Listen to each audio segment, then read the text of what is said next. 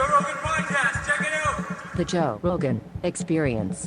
Train by day, Joe Rogan Podcast by night, all day. That's what I hate about the desk. The desk is a mess because my mind is a mess. I wish my mind was You're a creative. mess. That's how it works. Is that how it works? Yeah, I think so. Is that the excuse I don't know. I'm we trying to make use? myself feel better. I think that's the excuse we use for each other. Yeah. You know? Like, I'm a creative. It's Yeah. my go-to default. Is the compression on? Something sounds weird. Yeah. Oh, it's just really loud. Something happened? Maybe my ears got better? What happened? You can hear now? My ears aren't very good. Sometimes when I'm underwater for too long or I swim or something like that, and then I forget that my ears have water in them, and then they come out like, oh, there's that moment where like, oh, this is how I hear. I feel like I have the in-ear monitors for my job. And Oh, right. I still, I've been using them for, 20 years, and I'm still not used to them. Like, I come from, honky-tonk world where you can hear everything, Yeah. hear the room. Well, it's so good that people have them now because, boy, so many people I know from back in the day are almost deaf. Oh, yeah. I'm so glad we have them. It's not the same. I mean, you don't feel the energy Right. of the room, but it saved your hearing, which is helpful. It's a good trade-off. Yeah. I mean, you sure. can hear enough. It's a good trade-off. Yeah. And so many of my friends who shoot guns, too, same thing. Yeah. They started hunting when they were kids and no ear protection back then. Yeah. And, you say something to them and they're like, what? Like, they're all half deaf. Yeah, my dad was a police officer, and I swear that's why my parents are still married, because he can't hear it all. And the dog ate his hearing aid, and he never replaced it. And I'm like, is that on purpose, Dad? That's hilarious. That's hilarious. Yeah, you definitely develop an ability to shut things off. Yeah. Otherwise, because men and women think and communicate differently, Yeah. and if you want your wife to communicate with you the way your buddies do, then you married a dude. Yeah. Okay, so if you want to be married to a woman, You have to listen. listen and everything With both ears. And sometimes it's like a roundabout journey to get to the point, and you can't go, "What the fuck are you talking about?" Because then they're like, "Oh my god, why are you so hostile?" So you have to go, "Okay."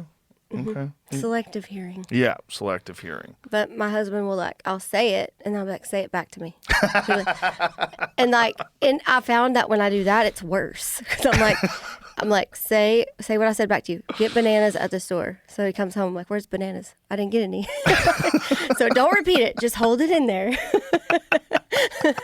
That's hilarious. He blocked it out for himself. Yeah, exactly. That's very funny. Yeah. The hearing thing is kind of nuts that no one knew. Like, it just makes you wonder. Like, I wonder when people were aware that like loud music was gonna kill your hearing. I don't know. I've had the in-ears for a long time, and they did save all of our ears. But it's I think that, and then the longer you go, still, even though I have those, I turn them up way too loud.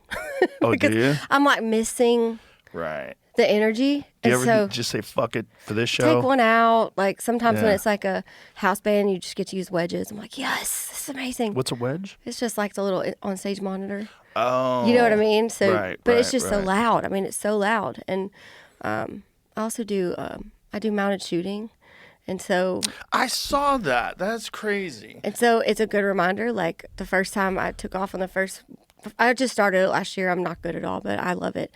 And I took off on my horse, and I forgot to wear earplugs, and I was like, well, I'm a musician. I should probably plug my ears when I'm shooting a revolver off of a horse. Yeah, but is it a revolver using a regular bullet? Mm-mm. No, It's black powder.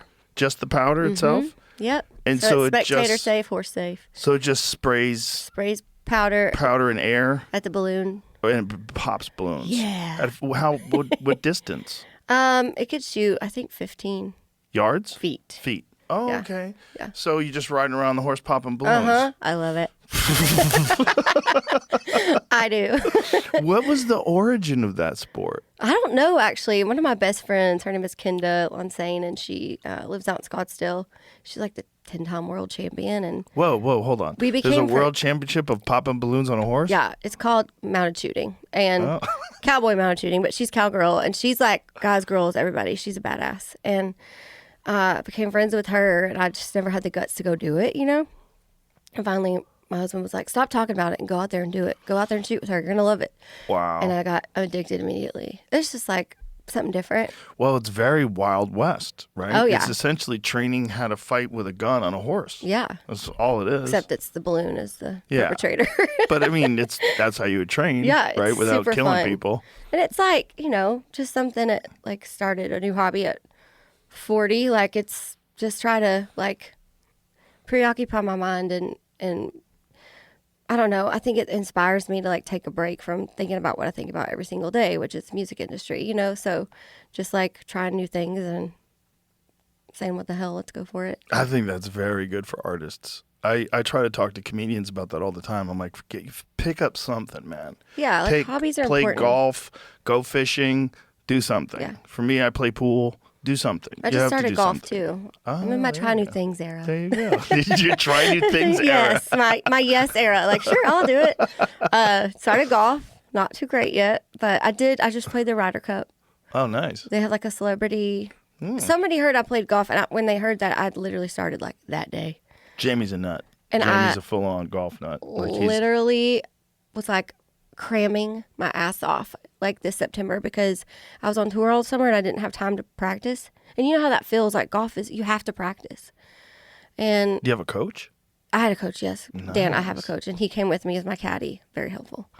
But it was an experience. It was a lot of pressure. Did you feel it even though like nobody Oh my expected you to God, win? like, yeah. I mean, I just felt like, what the hell have I done when I got there? It's like doing something you don't do in front of people. Right. A But lot you of people. do it, you just don't do it a lot. Yeah, and I do things in front of people, but it's singing. You do things in front of the people and you're really good at it. That's the difference. Well, that's the thing. Doing something that you suck at in front of people is a very scary place to be. Right. Jamie has O.J. Simpson's golf clubs. A couple of them. Not all of them. I have a few. How many do you awesome. have? It's not really awesome Couple at all. drivers, Well, couple I mean, irons. They're haunted. Whatever you're into. How many you got? 3? No, I mean, like I got a whole set. But it Do you wasn't use his- them? I have used one of them. Did you hit well? I have. That's why I use it. Am I really blessed or cursed? I don't know. I mean, Well, he bought it as a goof. You yeah, know, it's just fun to talk about. It's a fun just joke, one of those things conversation starter. It came up. Did you get him after he died? Oh, yeah. I mean, Yeah. I got him like 6 months ago. Yeah. I forgot when he died. A couple of years ago. COVID Well, hit. that's cool. I mean, hey. I guess. But it is really important having some kind of a thing that you do to take your mind off of the business. Because the people that I know where their mind is only on show business, whatever it is, music, comedy, whatever it is, they go crazy. You can eventually get lost in your own little world. Like, Yeah. you need a little break. You do. And I think it's like, especially if you're like a writer, like you got to go live to write about it. Or what are you writing about? Same shit you already said. Right. Right. It's like I need to go live a life and gather information and be around different people and yeah. sort of open my circle up to just, I don't know. Different experiences, Yeah, a something. different environment. Yeah. My friend Ari does that. He disappears for like 3 months every year and a half or so. Like he gets rid of his phone, gets rid of his email. He like goes off grid. Oh, he goes off grid. He goes to Asia. He backpacks through Asia, and he's famous. He's a famous comedian, and he doesn't give a fuck. He just goes and vanishes for like, we can't find him. No one knows where he is. I don't hear from him for like 3-4 months. I just hope he's alive. Does it change him? Oh yeah, he comes back weird. He's weird already. He's weird as Weirder. fuck. He's weirder when he comes back because he's been living in foreign countries for a long time. Well, I'm not. I mean, I'm just shooting balloons and swinging a golf club. Yeah, but- nothing as cool as that. But the thing you're doing, the thing about both of those things is they require all of your focus while you're doing. I mean, if you're riding a giant animal while you're shooting a gun, like there's no room for thinking about, I got to do laundry. Right. There's no room. You're just doing that thing only. Yeah, that's what I think I loved about it and got addicted to. Yeah. And I guess I don't really have. I always say I don't have like an adrenaline junkie in me, but I guess I have to have a little bit for joining the circus, like I did. Like yes, you do. It's kind of joining the circus. Yeah. So, but like I think that just that little the focus and the little jolt Right. that you get of like. The same kind of high we get like after a show. It's like I Right. still guess I need that, but just in a different form. Yeah, joining the rodeo. There's something about shooting at things too. I do archery, and there's something about shooting at things that also just really cleans your mind.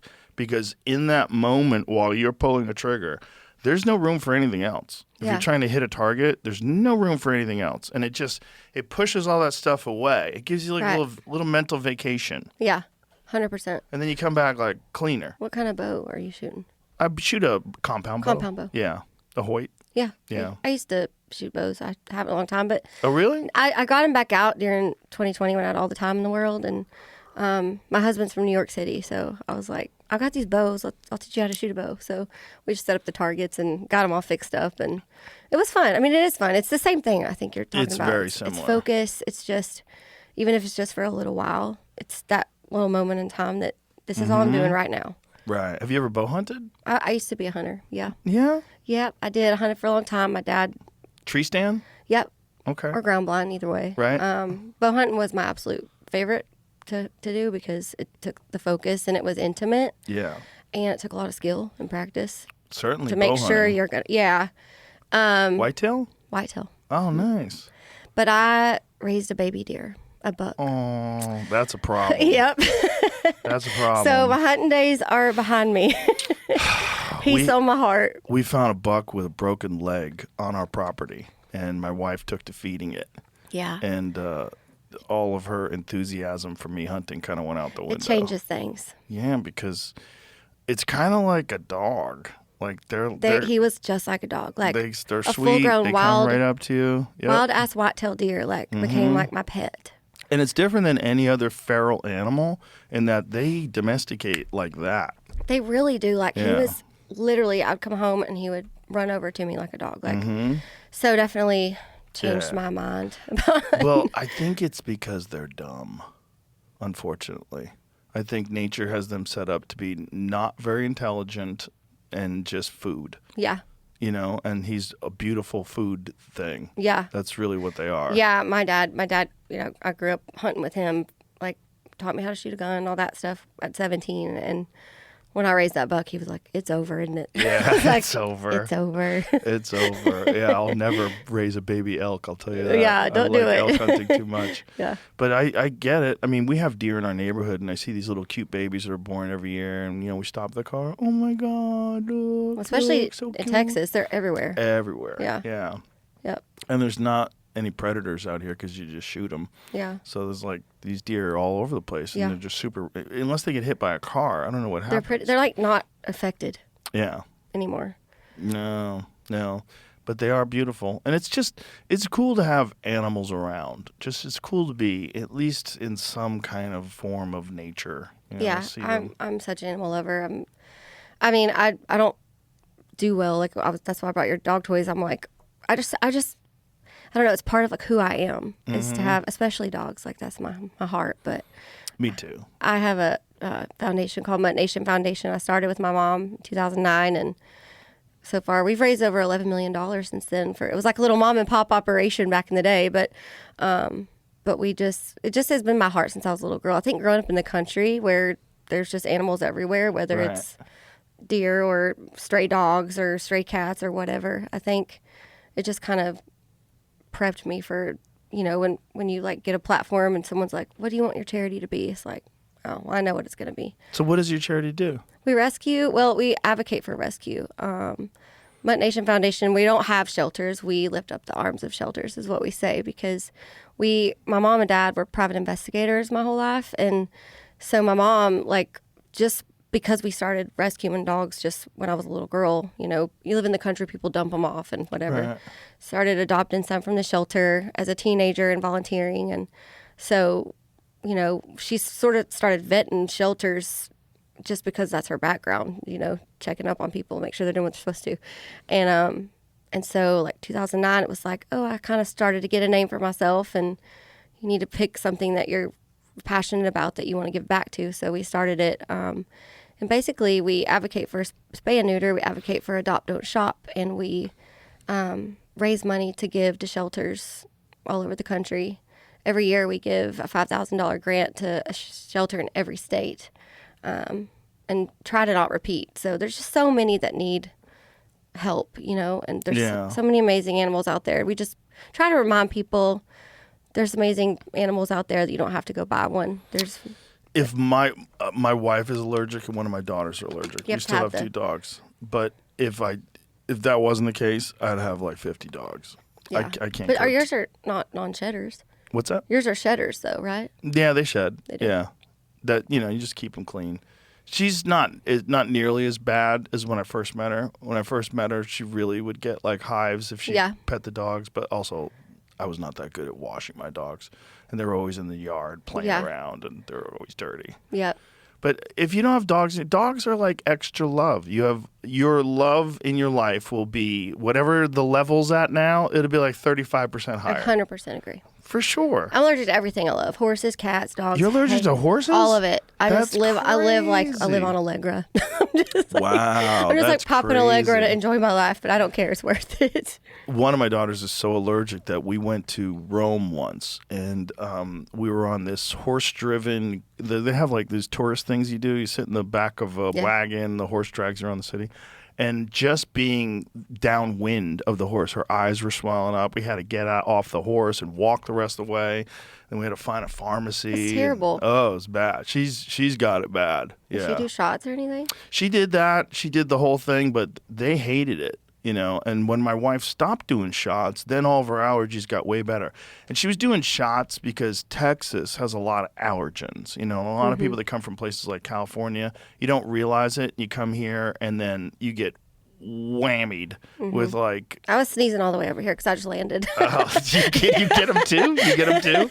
I live in Nashville half the time and Austin half the time, and it's like the two of the worst places for allergies. I'm like, oh, are they really? Yeah, it doesn't matter. I mean, I didn't know that Austin was that bad, and I didn't get them at all until really probably last year I started getting how long them. have y'all been here? 5 years? 5 years. Almost 6. So like, no, 5. So like last year I started getting sore throats, and I was like, am I getting sick? What the fuck is going on? Then I went to Vegas for the UFC, no sore throats. You're fine. Came back, sore throat again. I'm like, oh, damn it, it's just an Yeah. allergy. It's Yep. an irritation. Because it didn't make any sense. I was like, I feel good. I feel like really healthy. But like this thing in my throat's bugging me. I'm like, maybe I just got to be careful. Maybe I'm fighting off a cold. Because I didn't want to admit it. I was like, everybody else getting allergies. I'm not getting But it them. makes sense if you're like not used to the trees and the grass here. I mean, it's a whole new like ecosystem that you have to get used to. But the weird thing, they say it takes like 3 years before it hits you. And I was like, shut up. That doesn't make any sense. But I've it's never true. heard that. Yeah, it's true. It seems to be true. Seems to get you after like 3 years. So what do you do about it? Nothing. Just deal with it. I figure my body's going to adapt. I feel like if I just like let my body deal with whatever these allergens are and understand what they are, it'll figure it out. I take a lot of vitamins. It'll be fine. Yeah. And it seems to be better. Like this year I got like a couple sniffles a few days in a row where I was like thinking I had a cold, and then I realized it was high something, mold or fucking cedar or whatever the hell it is. You just didn't have to pay attention to it before. Yeah, I guess. But whatever that is, all the positives about living here like greatly outweigh it. Yeah, I love it too. This place rules. It does. I'm glad y'all are here. You came in Thank you. 2020 then, right? Yep. Yeah. Yeah. Yep. My little brother lives here, and his husband Mark, and he went to UT and never came home. Our little town, Lindale, Texas, representing today. Nice. It's about 80 miles east of Dallas, and so I bought a place here in 2017 and spent a lot of time in Austin. It's great. It's a great town. I mean, we should probably stop talking about how great it is because people want to move here. Yeah, it's not that great. There's a lot of allergies, guys. Yeah, guys, stay home. Don't sneeze. I talked to a lot of people into moving here, and I think I'm done talking to people. Yeah. It's like, we're good. Well, Nashville's our other city that's happening too, but Sure. the more the merrier, really. Well, the thing about Austin is like it wasn't really much of a comedy scene. There was one comedy club that closed before I moved here. It had already closed like before the pandemic. Or I guess like at the beginning of the pandemic it went under. And so the comedy scene here was kind of empty. And, when we moved here and we started doing shows here, it was one of the only places in the country where you could do live indoor shows. Mm-hmm. And we were like, fuck it. And then comedians just started moving here. Yeah. Because they were convinced that LA was never going to open. And once I was here and Ron White was here, Yep. and Tony Hinchcliffe was here, everybody was like, well, fuck it. I want to live. Mm-hmm. I don't want to be trapped in my house and not be able to perform for a year and a half or whatever it's going to be. Yeah. Data brokers are invading your privacy. They're recording everything you do online, and if you live in the U.S., they're selling your information to anyone and everyone who's willing to buy it. But thankfully, there's a way to stop all the tracking and spying, and that's with ExpressVPN. ExpressVPN is an app that hides your IP address and reroutes 100% of your online activity through secure, encrypted servers. This keeps data brokers from tracking your information, protecting you from invasive advertisers, scammers, and even criminals. And ExpressVPN is now offering 3 different plans, allowing you to customize your VPN experience. The basic plan starts as low as $3.49 a month. That's less than 12 cents a day. Or if you want all the bells and whistles, including identity protection, credit monitoring, and a dedicated IP, just choose one of their more premium plans. It's up to you.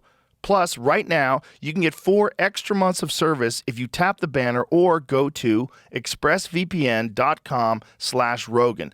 That's a price as low as $3.49 a month plus 4 extra months of service. Go to expressvpn.com/Rogan. And if you're watching on YouTube, get your 4 extra months by scanning the QR code on screen or by clicking the link in the description.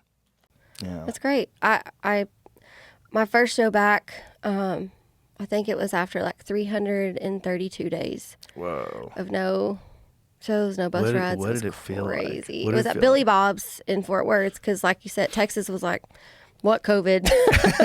We're going to go do stuff. We're going to honky tonk right now. Yeah. So we did a little residency at Billy Bob's. And Nice. We did 5 shows. And Did you get COVID?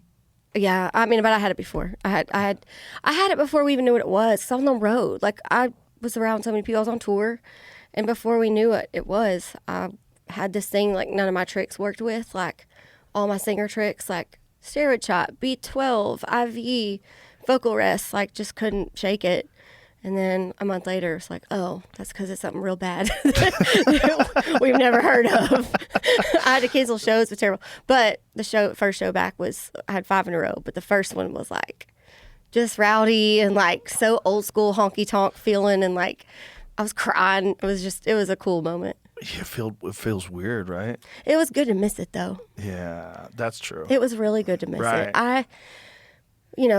I never had a chance to. I never stopped. Country Right. music especially, like we just tour year round. Weekend Warriors, make a record, tour it for 2 years, do it again, repeat, rinse, repeat. And I've been doing this since I was 17. So like just years and years of not knowing if I could miss it, just, grinding. And I did. I mean, I was like, dang, I miss my bus. I miss the road, which I wasn't sure would happen. Right, because it's so Honestly. grating. It is. It's hard. And so, I was happy to be back, but now it's back harder than ever. It's like just, it's a different, it hits different after 40. You don't Yeah. recover it as quickly. Do you ever like carve out vacation times? Like say like for the month of December, I'm not doing shit. Yeah, that's the winter. Like last year, I went to Arizona. I went to Phoenix area and rode with all those cowgirls shooting guns off horses. And I was just so rejuvenated and refreshed. And I was like, I need to make that a priority. Like, I just think none of us are good at that. If you're really driven and really goal oriented and like you are, I mean, I have to like make myself, and then I'll go and say, well, they're working me to death. They is me. I'm the one adding shit to my calendar. Like, that is me. My husband's like, you said you were going to be off this week. Like, well, I had this one. It's like, so I really am making like the priority to like take some winter months and, because we start touring in the spring and don't stop till the winter again. So I feel like it's, it's important. It's intelligent, right? It's an intelligent thing to do, to give yourself a forced vacation, some sort of a break, so that just think of your creativity as like a battery. You can't run your phone until it's got 0. You got to charge it. So stick it in the cable, put it into the wall, let it charge for a little while. Like, you got to think about it that way, Yeah. I guess. What do you do for your chill time? I don't do a lot of chilling. Well, I No, didn't think so. I just do other stuff. Same. I was like, I feel like you're preaching to the choir over here. Yeah, I mean, I watch TV. I like to watch like documentaries and stuff, and I watch fights and I watch YouTube videos, but I can't do it much, or I just don't like that feeling. I feel like Yeah. I'm wasting time, so Yeah. I have to keep myself You occupied. do other things. But Yeah. well, that's the thing. It's like, I'm not just, going out there to chill out on the couch. I'm like, I'm in the desert doing something physical. Right. Also, like, musicians are like, our life isn't that physical. Like, we don't, it's kind of as far as like activity. Like, if we're writing songs, we're sitting around writing songs. We're sitting around practicing. We're standing there, until the show part. So, like, I have to make sure my hobbies should be active, Yeah. Sure. And also do something that, like, active stuff stimulates your mind more. And I Yeah. think active stuff would probably aid in your writing more, right? Yeah, for sure. Yeah. I think so. It has to. I mean, it just makes sense. Yeah. It's when you sit down to write, do you like sit down and write in front of a computer? Do you wait till an idea comes to you? Do you write on a piece of paper? How do you? All of it. Usually, like, I love to co-write. Writing by myself, I'm not good at it. I encourage it for any artist I'm mentoring or anything else, but I need to do it myself more. Because co-writing's fun. You're like hanging around with, which I Right. met you actually at one of my favorite writers, Benefit, Jack Yes. Ingram. Him and John Randall, my other best friend, and I, which I think you met him too. We have a little side project we call the Marfa Tapes, and we would go out to the desert in Marfa, have you been there yet? No, I haven't. It is like a different world. That's what Rick Rubin says. It is a literal different world, Yeah, and there's so like it's magical. I don't know what's in the air out there, but How far is the drive? It's like 5 from here, hours from here. about 6.5. 6.5. Ooh, is that coffee? Yeah, you want some? Yeah. Anyway, like, we'll sit around and JR is amazing Cheers. guitar player. Cheers. Thank you. He'll come up with like a riff or somebody has a title. That's why I like co-writing. I don't know. It's more fun to celebrate it with your friends. You know what I mean? Yeah, for sure. I mean, some of the best ideas that comedians ever come up with, we come up with in the green room because we're just riffing. Yeah. Like, there's always a moment where, like, we're hanging around and Tony will say something. We're like, dude, write that down. Write that down. Same thing. It's the Yeah. exact same thing. Yeah. Yeah. Well, it's like, creativity is interesting because you want to be inspired, and you're never more inspired than you are around other creative people. Yeah. Especially people that are better than you. Yeah, for sure, right? Yeah. It's like, I'm like, oh, you're a really great writer and great musician. We should be friends. I need to learn from you, and you make me look cool. Yeah, and it kicks up your desire to do better a notch. Yeah, especially like too. I've been working with younger artists, and I love seeing their fire. Like they're like racehorses at the gate. You know what I mean? And it Right. reminds me of how that felt, Yeah. and reminds me to find my moments where I feel that way too. Mm-hmm. Yeah, that's great. Yeah, I feel the same way about working with young comedians. It's Yeah. important. It's good. It's like great to see the sparkle in their eye when they do like their first big crowd. Yeah. Like come on, man. This is just like a regular club. Go out there, give me some knuckles. Right. And you watch them kill in front of thousands of people, and they come back like, whoa. And you're like, now you got the bug. Yeah, but now they had the bug already, but it's like you get to feel it. I get to feel it again for the first time. I've done it so many times, it's almost kind of normal. Yeah. Which it never should be normal, and you get to see Yeah. somebody else experience like the jolt of like what it feels like, that spotlight in your face and all those people in the crowd. And it's exciting. It is, and it's good. It's like it's a reminder. You know, Mm-hmm. I think it's so important. And people do people ask you this? Like, do you get nervous? I'm like, I don't get nervous. Like I get, Anticipation. yeah, that's a great word. I don't know. I'm gonna start saying that because I was like, I don't really have an answer because I Yeah. care and I want to do well, and I get like this. It's anticipation. It's Yeah. not nerves per se. I think once you stop feeling something, you're doing the wrong thing, no matter Yeah. what it is. I'm sure you feel that whenever you get on one of those horses with a gun in your hand. Yeah, Like, here we I haven't go. stopped feeling anything yet. Here we go. This is crazy. Bang. I'm still feeling all those feels for a while. I'm sure. I don't know if that'll ever go away, right? Because, No. you're not in control of the horse, and it's No, it's not up to you. And I think that's why I like it. It's because I've grown to trust me in my gig. Like, I trust me. I trust my band. But mostly it's up to me. Like, I'm the one standing there in front of the microphone. And I know my capabilities, and I know what I can deliver on a hobby like golf, I'm like, I don't know what the hell's about to happen when I swing this club. This is not up to me. Right. This little son of a bitch isn't moving and I can't hit it. It's just like, I don't know. And the same thing with the horse. It's like up to my horse. It's not up to me. You know, Right. I can aim and I can have the skill and be learning how to ride, but it's about him, you know. Yeah, for His sure. name is Cool, my shooting That's horse. his name? Yeah. With a K or a C? It's a C. He's cool. That's a great Morris Day in the Time song. Yeah. You never heard that song? No. Cool? Oh, it's a great song. Well, I need to hear it. We have a theme song. I didn't know it. Yeah, we'll give her some of that. We'll have to cut this out, otherwise we'll get removed from YouTube. But play Morris Day in the Time, Cool. This is like during the Prince days. Morris Day in the Time, I think, is like one of the most underappreciated bands from that era, from like the early 90s, because they got kind of eclipsed by Prince. Yeah. You know, because they were hanging around with Prince and they were part of like the whole Prince. I don't know anything. You don't know about about him. Morris Day in the No, Times? I don't. Oh my God. Play Cool by Morris Day in the Times. I'm making sure it's the right one. I got a version that says it's just Morris Day, and then another version popped up that said it was just the time. So let me go to Either way, it's always going to be Morris Day singing. I don't think the Time ever played without Morris. Morris is cool as fuck, though. Here it is. All right, we'll edit this out. For people at home, sorry, go find this. That's awesome. Look Isn't at it that. Look great? at the clothes. Oh, it's so corny. It's so great. it's- It's so like.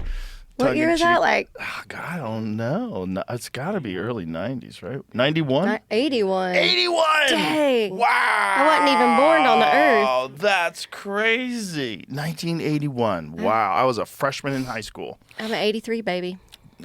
I was in my junior year or sophomore year. Yeah, I was a freshman in high school back then. That's crazy. Wow. Hilarious. It was a weird time back then because Prince was so big that there was like a bunch of fake Princes. Like people started imitating Prince. It's almost like a lot That's of always what happens. yeah, There's men become one- androgynous. There's one, and then they're like, oh, let's all be like that one. So there's 20 more that aren't as Yeah. good. I know. Yeah, You there's a know? bunch of fake Michael Jacksons, I'm sure. There was a bunch of people that just tried to do something.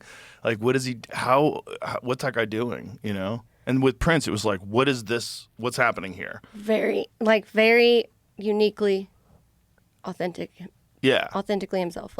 So even that was like trying to be too close, probably. A little bit. You know what I mean? Yeah. Not as good. That's Not as the good. problem. You're not as good as Prince. You're awesome.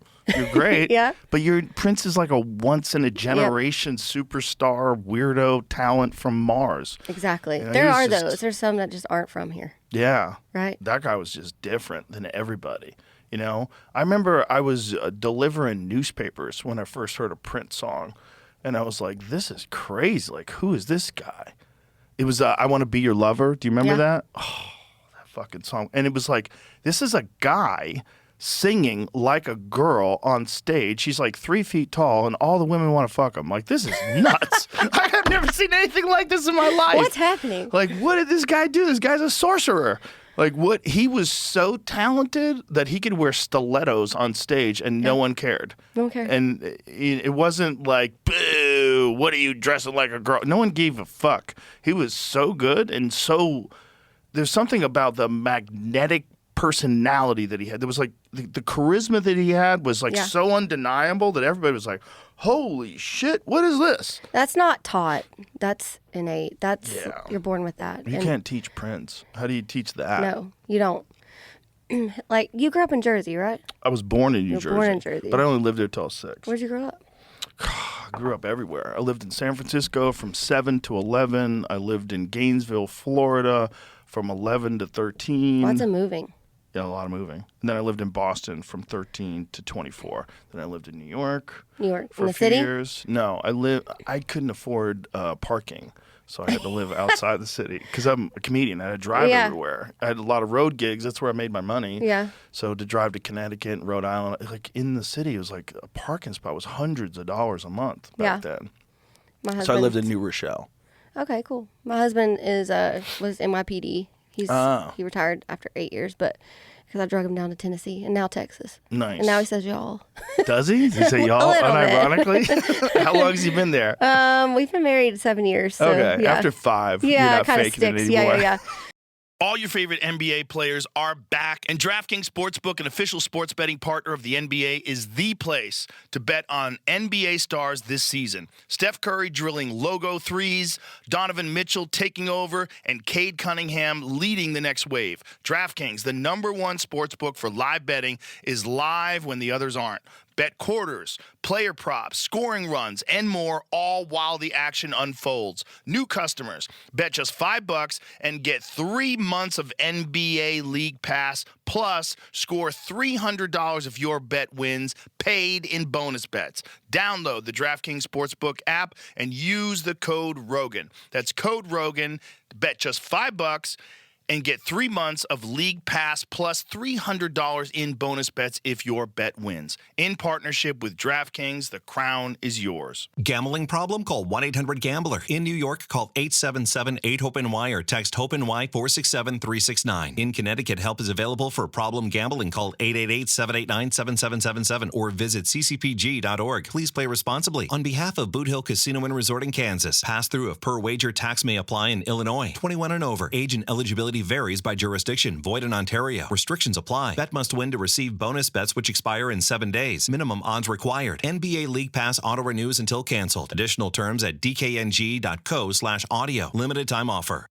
But I got to live up there when we first got married. We had an apartment in Soho, and I'm from like BFE, Lindale, Texas. Like, Right. Dallas is our biggest city. Right. And it's 80 miles. So I had so much fun. Like, he was still a cop, so I just wandered around all day. Like, I had gigs on the weekends, but like Monday through Wednesday, I'm just like Desperate Housewives of Soho. I'm just like running around and like going to rock clubs by myself and having lunch by myself and having wine, meet people. And it's a city that like nobody cares who you are at all. They're just like, It's an amazing city. It's amazing. They're like, if you like cities. Yeah. I mean, I like visiting 6 cities. months I got my fill. I loved it. Yeah. We're there a ton because his family's still there. But I enjoyed like really immersing because I'd never done that. Mm-hmm. And I'm not really a city girl, but I was like, I'm just going to use every bit of this that I can. Wrote some great songs, like wrote one called Fire Escape. I didn't even know what that was before. You know what I mean? Like what's Fire Escape? You should walk out the door. So it was cool. It was a cool time. But Well, that would be a great place to like rewire your brain creatively to write stuff because you're forced in a totally different environment. Yeah. In the weirdest environment on Earth, in my opinion. I think the weirdest environment on Earth for human beings is when they're stacked on top of each other in cities. Yeah. Because I don't think that's normal at all. No, it's not. I think your whole body just goes, whoa, like you're always at 3 or 4 all day long. Like Always. You're never at 0. Yes, my husband just now, like we literally talked about it yesterday. I was like, you are finally like at a regulated nervous system level. Because I think he was just used to like, you have to vibrate at a different energy. Yeah. Especially if you're a police officer. Like that's a whole different, Oh, yeah. You know what I mean? And so finally like we have a farm in Tennessee and we are there for like a couple days this week and just chilling, making cookies and being normal. And it's like, he's finally like enjoying that. Because even when I had my little time in New York City, I was like, it's a lot of, like, I couldn't do this 24/7 for long periods of time because I just can't come down and, like, ground myself. Right. I need to touch grass. Yeah, I do too. Being a cop in New York City has got to be, like, one of the most stressful jobs in the history of the world. Yeah, I think so. That's right up there, like, below being a soldier in war. Like, Yeah. being a cop. I mean, I have friends that are cops or that were cops that will tell you that the people that are working in the field, like as police officers, and they're going and seeing things on a daily basis, they're seeing way more carnage, way more fucked up things than these guys who had served. They were both. Yeah. They did both. They were like, I saw way more as a cop than I ever did Right. as an officer. It makes sense. It's a lot. I mean, his whole family, police officers, my whole family is firemen and police officers too. So I think that was kind of our bond anyways. It's kind of, we grew up exactly the same, just in Yeah. different parts of the country. But Well, I was around a lot of cops when I was a kid because of martial arts. We were Yeah. always training with cops. And, I'd listen to stories that they would tell me about, like, things that they got into. And they were getting into things like that, like, on a daily basis. There Yeah. was always shootouts. There was always car wrecks. There was always murders and domestic violence cases, and it's like, man, how many of those guys are just walking around with severe PTSD and no one cares, no one respects. No one's talking about it. No. Like they're just, I think that like they don't even acknowledge it themselves. Like I know my dad worked Vice in Dallas for his whole career, and and back in the day, like and my husband, like they just don't, and then they just come home and like I'd kill my hearing aids too. like. He's like, the dog ate it. I guarantee you that he just threw it away. Fed it to put peanut butter on that fucking thing. Good job, Rick Lambert. We know what you did now. You put peanut butter on it. That's just wrong. It's just wrong in so many ways. Yeah, man, he probably needed peace and quiet. Yeah, he needs mom to hush. Yeah, everybody, shut the fucking world off. Yeah. One of the greatest pool players, if not the greatest pool player of all time, is deaf. There's a guy named Shane Van Boning. Really? And he shuts his hearing aid off when he plays. So it's just silent. Yeah, just fuck Wow. off world. And he's just in his, like, people could be screaming in the crowd and he doesn't hear shit. What is it about pool? Like, what you said you play pool? You like it? I've been playing pool for 35 years. Yeah, I've been playing forever. But what is it about that particular? Because the balls don't give a fuck who you are. They don't care what you think you are. They don't care who you know, how much money you have, what you've accomplished already, how many shots you've already made. The balls don't care. The pockets are 4 1/4 inches wide, and if you don't hit it perfect, it doesn't go in, and it requires all of your concentration. And if you really know how to play pool, then you're dealing with like English, so you're dealing with like spin on the cue ball left and right, and you're dealing with draw and follow. It's a dance of the mind and these orbs. You're hitting a ball into another ball and trying to get that thing to go straight, and it just requires this complete harmony of hand-eye coordination and your spirit. Like you have to like stay calm while you're doing it. That's why. That. That's a very good explanation of that. I'm the worst pool player of all. I mean, you would think, like, playing as many honky tonks as I have played, that I could play pool. Most it's people so bad. that think they can play pool can't play pool. I just Most thought people it was don't, like know, don't know really how to play pool. Like back in my day, it was like just a place to flirt. Yeah, it's that. Yeah.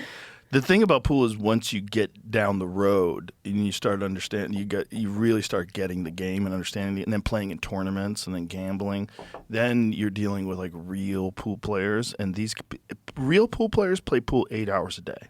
Wow. Every day. You have to. Because you know how the thing of like being comfortable on stage or being comfortable riding a horse, being comfortable like shooting a bow or playing golf, multiply that times 100 and you have pool. Because pool's the only game where you take a stick and you hit a ball into another ball. Every other game you hit a ball. You just hit a ball with a stick. But in pool, you're hitting a ball into a ball and controlling the movement of both balls. Like the one that's hitting the ball, you're controlling how it spins off to get perfect position on the next shot. And then the other one, you want to make sure that it gets the exact right angle to go into the pocket while you're like calculating all this spin and the geometry of the table and avoiding collisions. It's maddening. It's very, I just got anxiety. It's maddening. I just got stressed It'll out. drive you crazy. It's a game that will drive you crazy. But when you catch it, there's a thing called being in stroke. And being in dead stroke, it's a rare thing. It happens once a month or something like that, where you just can't miss, where you know where everything is. And it's this like calm that comes over, like the world dissolves and all you feel is the table, and you're completely in sync with the movement of the balls. You know how many revolutions each ball is going to make. You feel the difference between 2 extra revolutions. Like you know how hard to hit it exactly. And that's what everybody's chasing. They're chasing this feeling of being Why in does it dead happen stroke. once a month? Because it's so hard to get there. I'd probably get there all the time if I played like a pro, like 8 hours a day. You'd probably get there once a week. But nobody stays there. But You don't- that's probably the draw that keeps you coming back. to Yeah, it. dudes do drugs just so they can get there. They get hooked on pills. Because they find that like maybe it's amphetamines, maybe it's opiates, whatever it is. Like some guys will do drugs and find that spot and then go back to drugs just to get to that spot From pool. from pool. Yeah. Dang. Oh, it's a nutty game. I mean, I've never It's a nutty ever game. dug into it like that, but Oh, at the highest levels, guys are gambling from hundreds of thousands of dollars in these fucking weird places in Kentucky and weird pool hall. They stream it online on YouTube. They stream it on different websites. dang. Oh, it's at the highest level. It is a crazy game. It's a crazy game. Well, Yeah. I never knew that, but I learned a lot about that today. I know a dude who's one of the best in the world, and he can't travel because he needs pills. Because he can't go like overseas. He can't go anywhere. He can't travel without his pills. If he does, he won't play right. Really? Oh, it's nuts. Yeah. It's a head game. Oh, it's That's that. it. This is my friend Jeremy Jones. He won the U.S. Open, one of the greatest players of all time. He's like, it is the and he plays everything. He played baseball, like at a high level. He plays golf. He's like, it is the most mental game, and Really? it's why nobody's good at it. That's why it never got to a place where it was like really appreciated professionally. Right. Because you have to know how to play it to understand what you're seeing. Yeah. To really see people play well, you have to know what's happening. I'm not like good at any. I've not played sports, so I'm not good at them. No sports at all? I didn't really. I mean, I grew up kind of playing softball here and there. Or So is golf volleyball. like the first Golf thing you is my really- first, Oh. and my mounted shooting, which is technically labeled a sport. That's a sport for sure. So that's like it's new to me. Mm-hmm. Like sports are new because I don't know. I started this at 17 and just was laser focused. Like horse with blinders. I'm doing country music, and then What is it like going from just being a regular high school kid and all of a sudden 17 just being thrust into a spotlight? well, I wasn't in the spotlight at first. I was playing shitholes with no lights. But even shitholes, there's some kind of light. You're on the stage. pool light. Yeah, the pool table light. I don't know. Like I don't know. I feel like that. I didn't have a choice. It picked me. Like it's the only thing I've ever been good at. Everything It is picked you. hard. Everything else is hard to me. But like music was the only thing that I was like, I guess that's what I'm supposed to do because I'm actually good at it. Like Thank it comes God you followed naturally. it, though. So many people have a thing like that, and they say, oh, that's just unrealistic. I can't do that. I didn't have a backup plan. That helped. There was that. I barely graduated high school. I was like, I don't want to waste my dad's money That does help. going to college. I was like, I have no backup plan. So like, it really does help. The hunger that it creates is like a fire that you can't explain. Yeah. You know? And it's not good advice. I would never give the advice of don't have a backup plan because some people are not going to make it. No, and you're then right. they'll blame you. Yeah, You know, you're you right. told me I shouldn't have a backup plan. Yeah. But I really think that for someone who's got some talent and a real desire to do that and you can stay the course, you could deal with the hard times, like you can't have a backup plan. You Right. cannot because that backup plan will rob your time. Yeah. That's the thing you have to think of. It Yeah. robs your focus. Yeah. It steals from your energy. Yeah. So it'll it does. stop you from reaching your full potential. It Fuck does. your backup plans. Yeah. I mean, but it didn't come from me. Yeah. It comes from me. Fuck your backup plan. And I don't want to get blamed, but I just think that's like the reason that it happened is a lot of hard work, obviously, and determination, but just nothing else. I have nothing else. Like I was terrible at school, terrible at sports, had to get tutoring, had to like stay late for the cheerleading dance. Like everything was just hard for me. Right, but that's just because you're a great singer. Like that's where your mind works.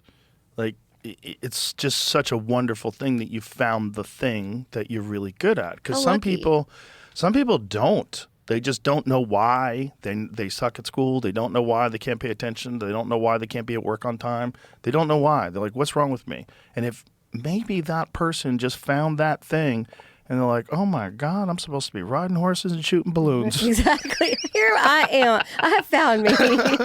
Yeah, I think it's, I feel like we're the lucky ones when we get to like, we know like this is what I'm supposed to do. Mm-hmm. This is what I'm going to chase no matter what it costs. And, you know, that doesn't, I see so many people that are so immensely talented that just didn't happen for. And Yeah. and you don't know why, like the why you said it. You don't know if it was one little factor of a period in their life, or just not seeing at the right time, or chasing the right thing at the right time. And I don't know. I feel very thankful for that, but I'm also like trying to learn new things at 40 because I spent my whole adult life doing that. You know what I mean? Yeah. So now I'm like, what can we do next? Let's find another hobby. But that's a great approach, though. Yeah. That's great. I mean, it's recognizing you want to have some more stuff in your life. It's interesting. I think that does come, I don't know, does that come with like Wisdom with age? age, wisdom, and also feeling accomplished? I mean, I Yes. feel like I set my goals, I hit them, Yeah. you know, and that feels like, oh, okay, I can take a breath. Yeah, that's got to be a part of it, right? That's got to be a part of it. There's got to be a part that, you know, you can relax a little. Like, not that, you know, you will, you know, when it comes to like writing and singing and stuff, Yeah. but at least you don't have to worry, like, am I going to make it? Like, all right, Right. you kind of made it. Yeah. Like, okay, Yeah. let's just have some fun. Yeah. And what's the point in the whole idea of making it is like your life will be better, and your life will be better if you have more fun. Yeah. Like, find some stuff you like to do. Exactly. You seem like somebody that chases a lot of new things and conquers them, which I think is really inspiring. Well, I chase things that you can never conquer. That's the key. Well, that's like that. Yeah. And no one told me that till I started playing golf, and now it's too late. Yeah, You well, can't ever win. for me, it started with martial arts. You never conquer that. There's always going to be somebody better than you, But you especially get- if you're not a professional. But you get really, really good at the things that you're Yeah. pursuing. Well, it's probably spend mental time on them. illness. I think something wrong with me. Yeah, I'm for sure, if I was born at a different time, I was born in the 60s. They didn't really diagnose kids with ADHD when I was a kid. We and both have dope it. them up. 100%. We 100% have it. 100%. I got it. Whatever that fucking is, it's a superpower. It's a superpower if you use it right. Yeah, I think so too. Yeah, just the idea that you have to medicate a kid because he can't sit in school. Like, find out if that kid's good at other stuff. Right. Find out if there's a thing that, 100%. okay, maybe they can't sit there where someone's teaching them math. Maybe they get bored real quick. Maybe they start talking to their friends. Whatever it is, they probably have a thing they're really good at. If they could find that thing, I bet they focus like a motherfucker when they're playing video games, right? Yep. So what's that all about? You know, find the thing that kid can lock into. 100% agree. Yeah. The thing is, like, you make people do things that are completely unnatural. You make people sit down when they're 6 in a chair while some lady who's making $35,000 a year doesn't like kids is teaching them some shit that she doesn't care about. So there's no energy in the room. Yeah. Everything, and then when they're out in the yard with their friends, they're having fun and they're laughing and so they're looking, oh, this is bullshit. This class sucks. And they're talking to each other, and then they get in trouble for talking. Like, oh, Yeah. your child's a problem. Is the child really the problem? Seems like the child has a lot of energy. That's not a problem. Yeah. You're not providing an inspiring environment for a growing mind. Just turning you into a dull drone, some worker that just is capable of like shutting themselves off all day and then showing up and then just doing some stuff that they don't want to do because they were taught how to do it when they were a kid. Like, blah. I feel like there's a lot more opportunities now than there was. Like, even when I was in school, it was kind of just like Lindale ISD. Like, everybody learns the same. Everybody goes to the same class. You know what I mean? And my mom says I learned differently. She tries to say it nicely. You learn differently. Differently. But looking back, it's the same. Like, you just described my entire like existence as a student. Well, it's not just yours; it's mine, and I think it's most people's. You know, the only class that I really enjoyed was science. I always enjoyed science, and I enjoyed art. I Yeah. always enjoyed that. But even I had a shitty art teacher in high school. It was like a failed artist. It was like really negative. And he kind of ruined Sucked out art the for vibe, me. yeah. Like, not really, but ruined the idea of me doing it as a profession. I was like, God, I have to be around people like this. Like, this guy's gross. He was just like so negative, Right. Bitter. just sad, just a sad old dude. I always remember he ate a basketball. Like, his whole body was skinny, but his belly was. And now I know, like, I probably drank himself to sleep every night. Well, he was sad. as an artist trapped in his own life too. Mm-hmm. Like, they couldn't. I mean, Also, he wasn't that good of an artist. Oh, That's part of the well. problem. Part of the problem was like, he needed a backup plan. I just don't think he had a lot of fire in him. when it came to anything. And I think the art that he created was a representation of who he is as a human. And he saw these young kids that were talented. I was pretty talented. I was like the third best kid. There's a kid named Kevin that was like a little better than me, and then a kid named John, who's the best guy in our class. And John told me like a year or two ago, we're emailing each other back and forth, and John told me that guy gave him an F. And I was like, okay. So it wasn't just me. That guy's a piece of shit, because John was the best artist like I'd ever seen when I was a teenager. And we were all like, fuck, this guy's like the art world, we're out. So none of us became artists. That's sad. Oh, it was just this. That was what this guy wanted. Yeah. What this guy wanted was to kill dreams. I feel like it's so, especially in that, like, how old were you? Like 16, when I quit the classes, I stopped my senior year in high. But by then, I was also traveling and fighting. By then, that was like when I heavily got into martial arts. So by the time I was 17, like my whole senior year, I was traveling around the country. It's crazy. That's why I started making money playing music at 17. Your senior year of high school? Yeah. Wow. So that must have alienated you from a lot of your friends. Yeah, and I mean, I was also very big into church choir and stuff, and so I'm like at the honky tonk till 4 a.m. because I was the house band. And then I'm like dragging a leg into church, smelling terrible. like no wonder y'all kicked me out of youth group, you assholes. That's hilarious. I probably deserved it. But, That's hilarious. Like, what'd you do last night? but, like my mom had to like go with me for the first 3 months of my house gig because I couldn't get in until I was 18 and I was playing in the house band. So she'd be like, "Oh, good, you can drive and I can drink beer and listen to y'all play." Oh, that's hilarious. That's funny. But it's funny what you're talking about teachers. Like I feel like there's some that just really, there's that turning point where you meet that one teacher or someone that in your childhood or high school years that turns things around for you. I got like, when you're talking about your art teacher, I had this teacher named Miss Caldwell, and she taught speech, and I was a terrified, the shyest kid ever. My parents are both very vibrant and huge personalities. And like, I couldn't get a word in edgewise, so I just didn't talk till I was like 16 because they just wouldn't shut up. They're just constantly, Dad's telling little cop stories about his vice days, and my mom's a PI, so she's telling all her cool stories. And so I just was really shy. And my little brother was the same. He's 5 years younger, and like we just weren't very like vocal. And I somehow forgot, I didn't pay attention and didn't put down my classes, like my junior year of high school. And I got shoved in a class where there was one spot, and it was speech honors, and it was a debate class. And like, that is not my vibe. Whoa. I was panicking. My mom came up to the school. I was sobbing. I was like, I can't do this. I don't even speak hardly. But I was singing like here and there. I was singing in church. Like I could do it if I was singing, but like still shyly singing. You know what I mean? Like kind of in the background. And my mom was like, we got to figure this out. The school was like, well, there's not really any room for her any other classes and whatever. And it was an honors class. Like, this girl was like barely passing every class except choir. Like, they just allowed you to enter into that class? They just somehow. And so then I think, looking back, like Miss Caldwell and the principal met with my mom, and she looked at Miss Caldwell and she was like, can she do this? And she was like, she needs to do this. And so, and I had to debate like against these seniors and these real smart kids, right?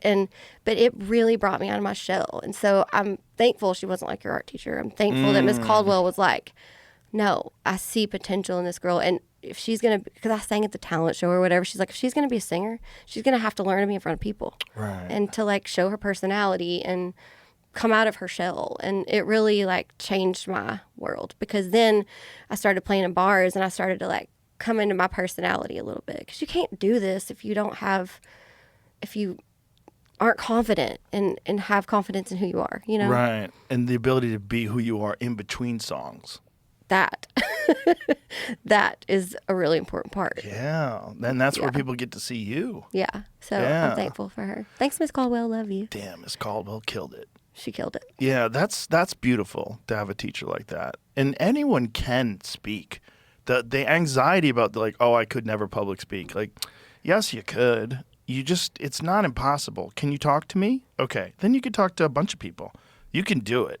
You might have to do it a bunch of times before you figure it out, but it's not like breathing underwater. You could totally do it. It's still scary to me. I mean, honestly, like, you're so good at it. Also, comedians, like, that to me is the scariest of all the showbiz that you could pick, is that. Yeah.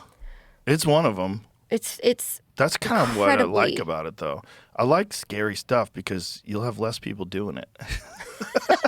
So you'll be like a That's big why I got fish. into fighting. That's why I got into It's like it's like let's say if you want to be a lawyer. You know how many people are trying to be a lawyer? Right. Oh my God. You got to go to law school, you got to get a degree, you got to pass the bar, you got to get hired by some sort of a law firm, and you got to try cases, and what are you doing? Like, a lot of people trying to be lawyers. Yeah. Because there's a clear pathway. But if the pathway is like foggy, like, how do you be a professional fighter? Like, I'll go that pathway.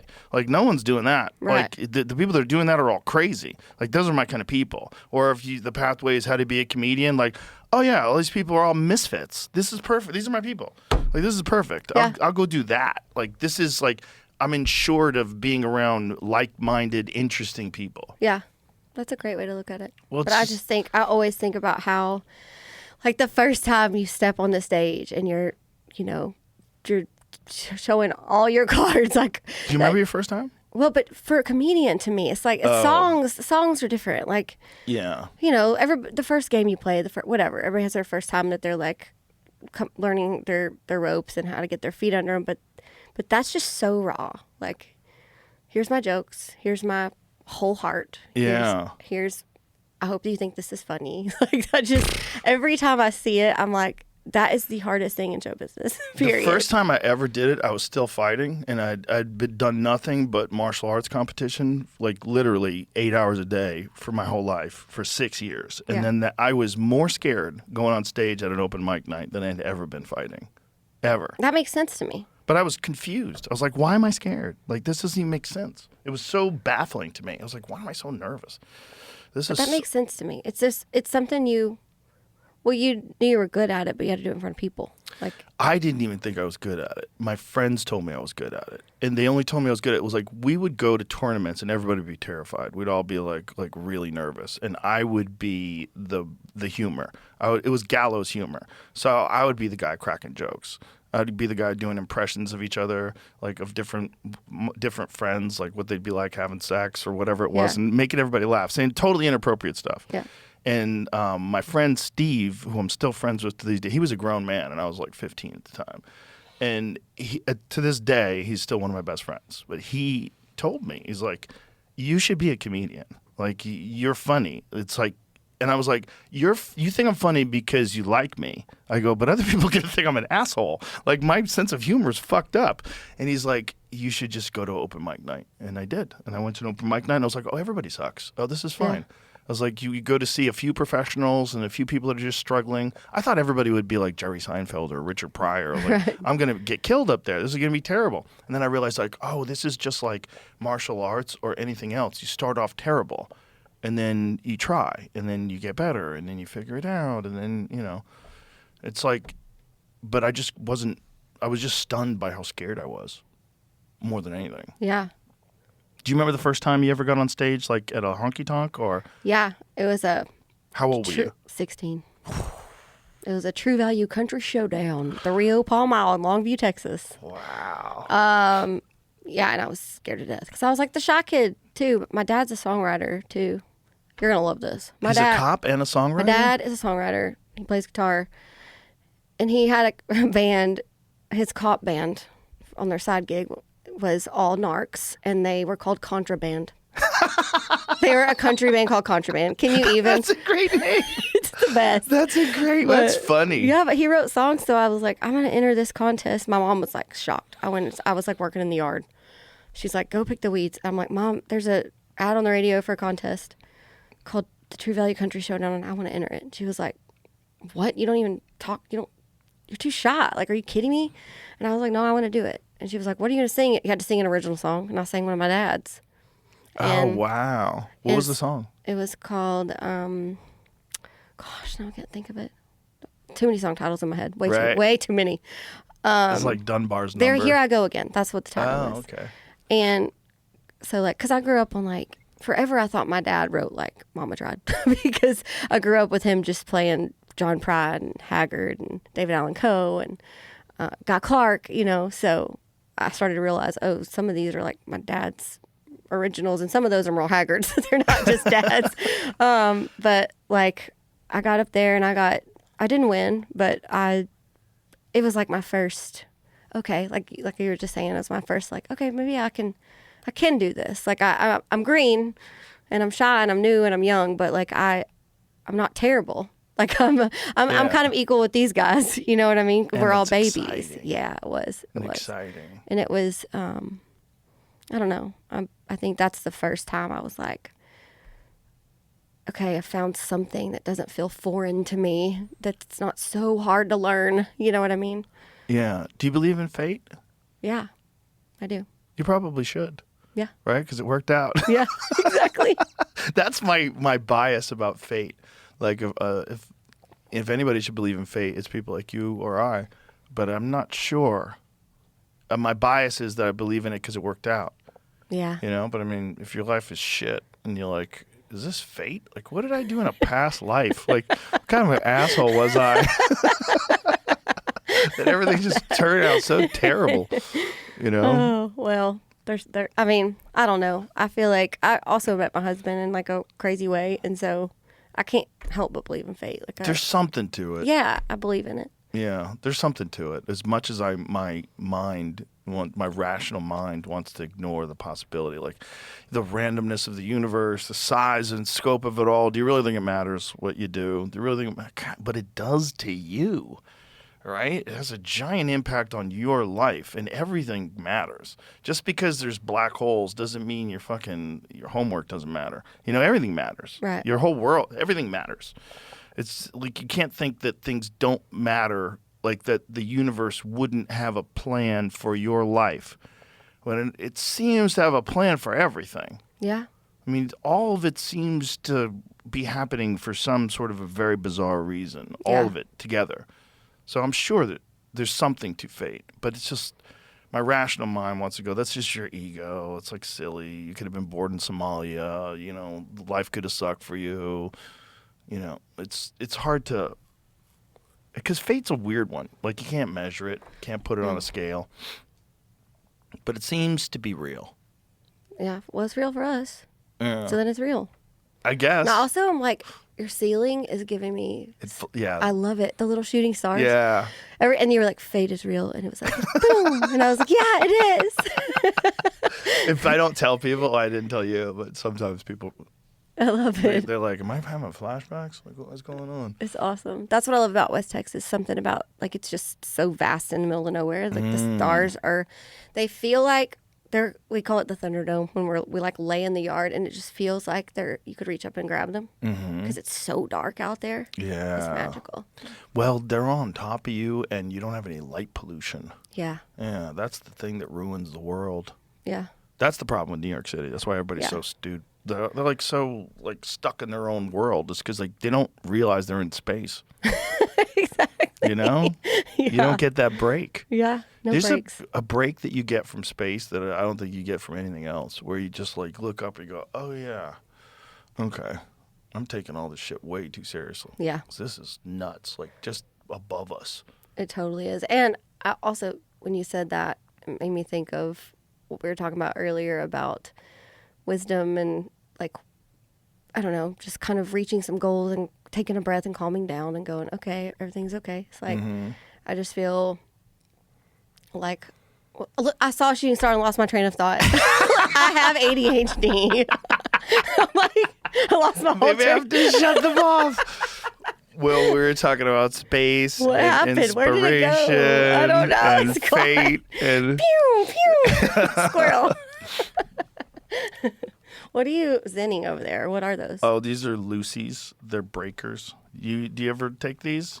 I don't know what they are, but I like zens. You like it? Here, try these. These are strong though. They're Like what, 6s? 9. Oh, I'll pass out. Yeah, don't do it. I'm not doing This is not it. for you. I'm not Can't handle doing this. it. This is strong. This one's not. Yeah, these are 9s. I got some 4s over here. Oh, you got some 4s? Yeah. Oh, chuck me a 4, son.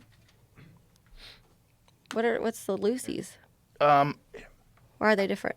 They have like a little thing inside of them that they're called breakers. Okay. So what do So you it's do? like coffee flavored you put in your mouth. Just like it did? Yeah. And you Oh. crack that little sucker open. It gives you a little Oh, blast that's like of a little- flavor.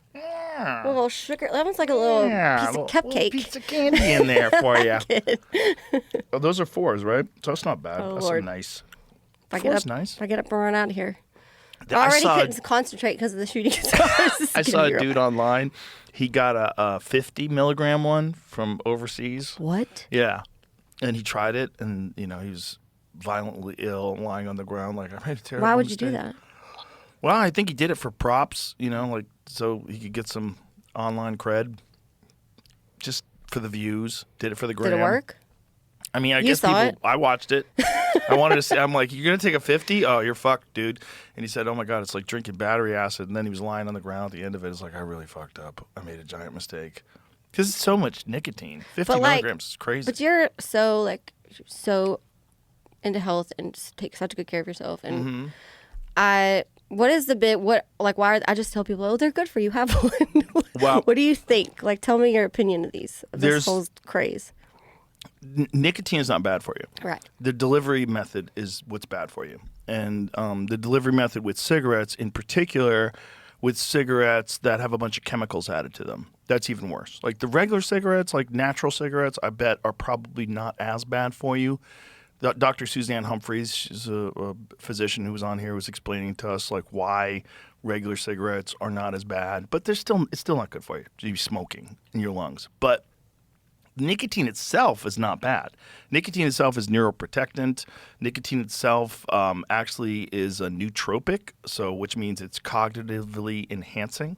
So nootropics are like vitamins that help brain function, and there's a bunch of them. Like I have some here. We have some stuff called Alpha Brain that's great. I've seen that. There's a bunch of companies that make different versions of a nootropic, but there are nutrients that enhance memory and enhance your verbal memory, so your ability to recall words. They can enhance peak alpha flow state. Like they've done 2 double-blind placebo-controlled studies at the Boston Center for Memory with Alpha Brain. It shows more effectiveness than any of the drugs that they had studied over the past 9 months before they did this. So this is pretty impressive. So nicotine does that too. Nicotine enhances your memory, enhances brain function, it stimulates you. So there's a lot of benefits to nicotine but the problem is how do you take it? How are you taking your nicotine? Probably one of the best ways is maybe gum. And these things. 'Cause people are wearing patches now and stuff. Oh, fucking crazy people! That's Ron White. He wears a goddamn patch. Well- What are you doing, Ron? I got a patch on and I'm smoking. He's got a cigar. He's got a Zyn. Fucking animal. But So good. he's such an animal. But I think there's real benefit to. I know a guy who he puts a nicotine patch on for productivity when he writes. Well, that makes sense to me. I feel like, because all the songwriters are, right now everybody in Nashville's singing, and I'm like, oh, I'll try one, and it really does give you a little Stimulant. Yeah, and I also have a lot of words in my head. I need to remember words, and I also need to write new words. You So should- anything to help with that. anything you want. If you want help with memory, Alpha Brain's a really good one. I want to That's- try that that's a good because one. I just think at some point too when you're tired, it's just it feels like you can't. I mean, you just saw me lose my train of thought. It's I don't want to be on a bunch of Adderall and stuff. I'm No. I want to be on. I want to find Yeah. a different method to have my brain functioning at the best it can. These are addictive, though. And I gotta say, different people have different levels of how addicted they get with these. Some people can't not have them. I went on vacation. I said I'm gonna go on vacation and not bring any and see what happens. See if I freak out, just to see. And nothing. It was Zero. Nothing. It was I kind of missed them maybe for a day or two. wanted one, didn't have any, and then after 3 days, I was like, oh, this is fine. Yeah. It's not like a physical oh my god, I'm jonesing. It's not like smoking. I'm a shaken. Yeah. Yeah. But I know people that have tried to get off of them that really struggle. I mean, it is addictive. I mean, it's nicotine. I think the vapes are the hardest to get off of. The vapes, that's I don't want heat on my voice either. You know. Right. That's- Well, vapes aren't really hot, but it is. The- If you buy them ones that are like in the gas station, like who knows where those are but like, being but the ones that made. heat up, Oh yeah, the crazy ones. I don't like that. Adam Curry. Do you know who Adam Curry is? He's the first podcaster. He used to be the MTV Oh, yeah. VJ. Yes. The guy with yes. the beautiful yes. hair. Yeah. Yes. Good friend of mine. He carries around one of those robot lunchbox vapes. Those big old crazy Yeah. ones where you're blowing. And it makes like Yeah. noise. It's like got like a power bar on the side of it. so It's so much. ridiculous. And then he blows this giant, but it's all like he fills it with natural oil, so it's air quotes healthy. Air quotes. Yeah, yeah. But That's what people say when they smoke American spirits. yeah, it's healthy. Come on, there's an Indian on there. yeah, exactly. How come they get away with that? Are don't know. American spirits owned by Native Americans? No? So how the fuck do they have a Native American on there and not catch any slack? They do, right? Don't they have an... It's a badass Got in package. trouble in the past for stuff. So Did they? Yeah, I'm not getting into it. Oh. I'm getting into tobacco company problems. He's like, and pivot. Did you ever see that movie, The Insider, with Russell Crowe? I don't think so. It's about a guy who works for a tobacco company that is explaining, he was a chemist, and he was explaining how they added all these different things to make it more addictive, and they're trying to kill him in the film because they don't want that information getting Ooh. out. He's the insider. It's a kind of crazy movie, and based on a true story. Wow. Yeah. I'll watch that. They put a bunch of shit in cigarettes to try to get you hooked. Well, then they do it. I mean, Yeah. it works. People, that's the does. hardest one. I feel like it's the most you hear people talking about trying to quit. That Mm-hmm. and drinking to me. Like, you know what I mean? Just on the daily. Like, I'm in a band, so everybody's like, "Oh, I quit." Now they're all like, "You got a Zen? You got a Zen?" Like, Yeah. because it's just highly addictive, I guess. It is, but it's people want something. They just want something to take them out of whatever state they're in. Give me something. Give me a drink. Give me this. Give me a coffee. Like everybody I know that's in Alcoholics Anonymous, they all smoke or drink tons of coffee. It's either or both. Yes. Because they just want to do something, something's Yep. not going to make me suck dick for bus fare, but I'm at least get a little bit of something different than regular life. I don't want to be homeless. I don't want to be cracked out, but Yeah. give me something. Yeah. Just give me a little Little something relief. to take me away from wherever I am right now. Yeah. And not Yeah. that far away, just a little bit away. Just a little next door. Let me go next door and hide. I'm going to start saying that when I'm like, can I have a Zen? Can I go? I need to go next door. Yeah, I'm going to go next door. Just a little bit. I don't want to go too far away. I can hear everybody. Am but I let me- supposed to like break this little candy thing? I do. Yeah, I break Yeah, it right chew it. away. You just crack down on that little sucker. What's in there? I don't know. Ooh. Probably candy.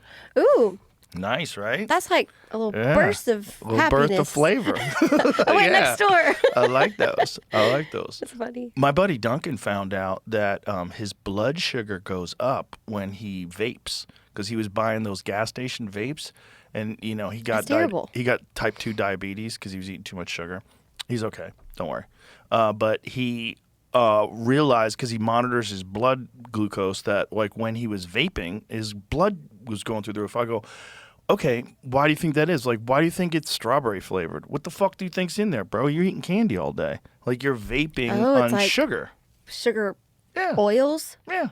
Yeah. It has to be. Yeah. It has to be. I mean, if it's like grape flavored or whatever the hell it is, it's like Yeah. there's some. Also, who knows what kind of oil they're putting in those damn And things? it stinks. It's probably I mean, made in China or somewhere. I watched a video on TikTok of these dudes testing them. Some dude is just sucking on each one of them to make sure they work at the factory. what's going to happen to him? I don't know what's going to happen to you because you're sucking on the same one that he was sucking on. Nobody cleans those things off. You just get them at the gas station and stick it right in your mouth. That's like a karaoke mic. Yes. That's nasty. So nasty. Okay, I'm spitting this out. Hold the pause. Oh, you get rid of it? Ooh. It's like a, Buzz. yeah, it's like a little buzz. Yeah, a Like little next. You went next door. Yeah, I like that. Why Yeah. not? Excuse me, I'm going next door. Yeah. So anyway, nicotine vapes. I don't think they're good for you, folks. Sorry, because people thought they were healthier for you than cigarettes, but it turns out like no. Not only are they not. Here, here's this is that? dude. Look, Oh, God. Look, he's testing all of them. All those cute little pink ones. He's got to make sure they all work. By the way, how hooked is that guy?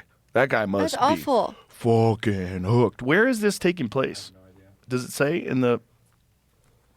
That guy has to test all of them. I would Oh like my to see God. like what that guy's.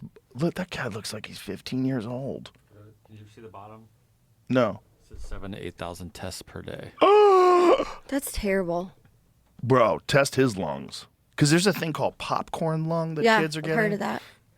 The thing about these things is that they're very, very addictive. They're more addictive than I think any other delivery method.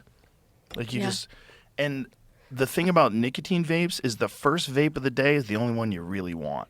The first vape of the day, I would take a vape and be like, this is wonderful. Like this feeling is wonderful. It's wonderful. And then you chase that dragon and you never get it back until the next day. Yeah. The rest of the day, you're sucking on this thing, go, Yeah. nope, nothing. I'm not getting it. I'm not getting that wonderful feeling. Yeah. You have to have no nicotine in your system, and then you have that one hit. It's like, welcome me into your life. Do these people get like that feeling from those patches? I don't think so. I think the patches just make you. Like a little Adderall-y? Yeah, it's like, I'm sure people have Adderall patches, don't they? Do they have an Adderall patch? I don't think so. No? Adderall's a sketchy one. I had someone here the other day who was telling me they were doing Adderall right before. I did an Adderall just so I'm ready. Like, It's a writing. It's very helpful for writing. oh, I'm sure. It's like you don't want to have. I don't want to need it. So that's why I was like, what brain things can I take? Yeah. What are Lucy's? What does it say, Jamie? Oh, amphetamine patch. There it is. Oh, sure are. ADHD treatment that lets you control your time your way. They always say that. Like, look, there's a woman who's in control. Look at her with her jean jacket on, her arms crossed. I'm in control. She's got a controlled posture. Look at her posture. I'm on a meth patch. I'm in control. A meth patch. Please, Lord, no. You are literally on a drug that will kill your superpower. You got a superpower and you're killing it with a drug, so you could I focus definitely don't want a patch of that. Yeah, no Scary. thanks. No thanks. I don't need it. Hard pass. Maybe somebody needs it. I don't want to judge, but the reality is that stuff, the amphetamines in any shape or form are highly addictive. Yeah. And they're passing them out like candy. Yeah. My daughter's in high school, and a bunch of kids in high school have, air quotes, ADHD, and because of ADHD, they get Adderall. And then also they get more time on tests because they got ADHD. They can't focus. So they're fucking on speed. Tricks of the trade. And they get more, yeah. And so Dang. because it's very competitive, Yeah. and parents want to get their kids into colleges, they're getting their kids diagnosed so they can get their kid hooked on whatever they're probably already hooked on too, because a lot of people that are adults are hooked on it. Yeah. And you can tell those folks because they come to the parent-teacher meetings and they can't shut the fuck up. And they just want to talk to you about everything. Oh, my God. Raise their hand, raise their hand. They want to corner me and ask me about some episode I did. Oh, my God, I love that episode that you did with the guy about climate. Your eyes. They're so cracked out. They're so obviously cracked out. And there's a lot of people out there just running around cracked out, but they feel like they got it from the doctor. The doctor gave me this. I'll tell you 30 milligrams and I'm just a better person. I'm just better about all tasks. I'm actually. My house is. I talk to that person daily. Like I feel like those people are everywhere. They're everywhere. Yeah. Well, we looked it up. Use Perplexity, which is one of our sponsors, and find out how many prescriptions for Adderall they wrote in, let's say, 2024. Let's take a guess. How many do you think? I mean, I could not even ballpark that. I want to say 40 million. I bet it's 40 million prescriptions, at least. It's probably a lot more, but I'm going conservative, and I'm saying 40 million prescriptions for Adderall in 2024. What do you want? You want to guess? Yeah. Take a guess. 40. If you're saying 51. 51. You're probably closer. I bet it's like 90. I bet it's I hope nuts. it's not. I bet it is. Because it's like individual people refilling prescriptions. I don't think it's like 90 million patients, but it's a lot. I bet it's all journalists. I bet like most people that are writing things. Yes. Yeah. I bet that what is it? Okay. How many Adderall prescriptions were written in 2024? According to Perplexity, 45 million You were Adderall close. prescriptions written in the United States. Well, we were both in the middle. Yeah. What did you go, 51? Yeah. I said 40. Commonly prescribed stimulants for conditions such as ADHD and narcolepsy. This number follows several years of notable growth. Huh. It's Weird. More people need it. It's up since Yeah. 2019. Look at that. Yeah, notable growth. Data suggests the prescription rates began to decline slightly after a sharp surge during the COVID-19 pandemic. And shortages affected. 2019, it was only 35. Interesting. So it's up 10 million. Whoo, that's crazy. 41.4 million in 2021 and 45 million by 2023. I bet there's a lot of people getting it illegally too. Like, what's that number? Okay, let's. That's because there was that shortage, and Right. I don't know if they've recovered from it. Mm-hmm. Well, also, once the shortage started, whatever people you got done. dealers. Sure. But people are using mushrooms and stuff for that now too. That's a very different thing. I've though. heard a lot about that. Yeah, microdosing mushrooms that's a very different thing than Adderall. Yeah. That's like the opposite of Adderall. Yeah, even if it's for focus, right? Mm-hmm. Like Well, I'm sure it'll help your focus. on something. Yeah, but you gotta mind your P's and Q's when it comes to your dosages. Also, like, where are you That's getting too it scary from? for me. Like I'm like, where is it from? Like, did you just go to the cow pasture? Because that's like what teenagers do. When I heard they were doing mushrooms, like they're like cow tipping and going. I'm from East Texas. So. Yeah. Well, they definitely found them growing on poop. I mean, that's how all Yeah. humans originally probably discovered psilocybin. They found them on cow poop. Yeah. But the thing about that, though, is like you got to get them from somebody who knows what they're doing. Because they're all different, and you can get some that are crazy strong. Like, there's some out there that'll knock you into another universe. So what do you do? Are you just eating a cap? Are you paying attention to are you getting them in pill form? Who are you getting them from? Like, I have a friend who They're all my questions too. gets them from a friend, and I was like, who's Is it a the good guy? friend? Who's the guy that you're not seeing these things get packaged? Get the fuck out of It's here. a little shady. Super sketch. Yep. Super sketch. Yep. And it's like marijuana edibles before the legality in California. When it was medical, it was crazy. Because now they because of the regulations in California, I think the most they can make them is 10 milligrams, which is normal. It's a normal dose. But before that, when it was medical, like it became medical in the 90s, they would make 500 milligram Chiba Chews. These things that, like, they're 500 milligrams, which is insane. It puts you in another dimension. I never even heard of that. They're so strong. And my friend Joey, who's a real demon, Joey used to take the wrapper off of 25 milligram ones and give people a 500 milligram one instead. Oh, he's a real demon. And he would just laugh because he can tolerate insane doses. So he would give people like preposterous amounts. I have a songwriter friend, and I love her dearly. But whatever she says, do this, I'm like, do a quarter of that. Whatever that is to the public, do yourself a service. Do a quarter of that. Some people have ridiculous tolerances. For marijuana. Yeah, I mean, Yeah. it's crazy. Yeah. For anything. I'm just over here taking a Lucy from a random dude. Well, it's only 4 milligrams. It's minor. It wasn't that bad, right? I would never, like the 9, I would have told you, like, spit That's that like a out lot. real quick. It's a lot. Yeah. It's a lot. I have 12s. What do you use those for? Real busy days? I don't like them. They jolt me too much, but I Yeah. have them. This is just because Lucy sent them to me. But I think the right dose is 3 or 4. That's right. It's just a little pick me up, just a little. Not the cracked out soccer mom. Yeah, not the cracked out. Not Adderall. I've never tried Adderall. I'm scared of it. I want to try it one day because I'm scared of it. Because I'm like, I need to know what everybody's fussing about. Because everybody I know that's tried it is like, don't try it. You'll love it. You'll love it. You'll fucking love it. It is focus. Yeah. I mean, it is. It really hones in. I have a buddy of mine, and his wife told him to stop because he was snorting it. Because he was writing. That's insane. He's like, that's the best way to get it real quick. And he was like to his wife, he's like, why do you care how I do it? She's like, you're snorting drugs while the kids are asleep. He's like, okay. Yeah, it's a Okay, you're little right. far, You're dude. Slow your roll.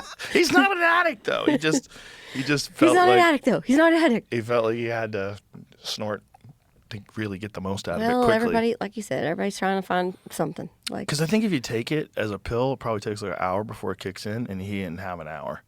So he's like, I have a deadline. yeah. Does your friend that disappears, does he he doesn't have phone, no digital, No, nothing? nothing. No, I wonder if nothing. that digital detox is like one of the hardest ones, I feel like. It's got to be the hardest. Yeah. I've done social media detoxes for multiple days, and you genuinely feel better. And Yeah. then you go, why am I doing this to myself? Or I don't do this I know. all but the time. something that's annoying, if I can just say it, is that like when people do take a break from social media, that's like all they tell you about the whole time. Well, I'm on a break from social media. I'm like, can you be on a break without telling anybody that you're on a break from social media? Right. They have to tell you how virtuous they are. I am actually going to break of social media, unlike you. I'm like, cool, bro. You little addict.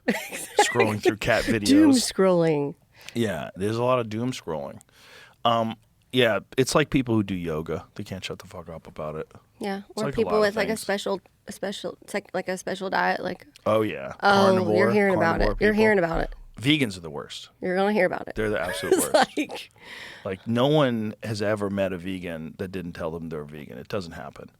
They always tell you. Never, not one They work time. it into a conversation. Eventually, they'll Yeah. let you know how virtuous they are. It's like just you can not eat meat and not tell anyone. Yeah, just shh. Do it as a spiritual growth, just like as like an It's your little exercise. secret with yourself. Yeah, your little secret with yourself is you're not on social media. So don't tell me. My favorite is people who are on social media making fun of people that are on social media, because there's a lot of like really Memes and not stuff. self-aware people that Yeah. are like mocking people that spend all their time on social media while they're making videos on social media. Like, that's rich. Like, that is like It wow. overwhelms me, honestly. Like, I'm trying to. You can't keep up with it, so I just try. I don't try to keep up with it. But I was just talking on the way here. I was like, maybe I need to get on TikTok. It's like there's a lot of music on TikTok. Like, there's a lot of musicians, and like Yeah. we have a label now called Big Loud Texas. Our office is in Austin, and I'm like, I know there's amazing talent on there, and one of our flagship artists, Dylan Gossett, posted something awesome on there, and now he's out there crushing it. So I feel like I'm missing out. But then I'm like, do I need one more thing? Like, I don't know. It's like this Do you have an assistant? battle. Yeah, and I have a Okay. great management team too. This is great. Get your assistant on TikTok and then tell them to let you know if anything's cool and show it to you. She did that, and we signed a guy. His name's There Alex you go. Lambert. You got it. That's what so happened. Perfect. That way you don't have to be on it. Right.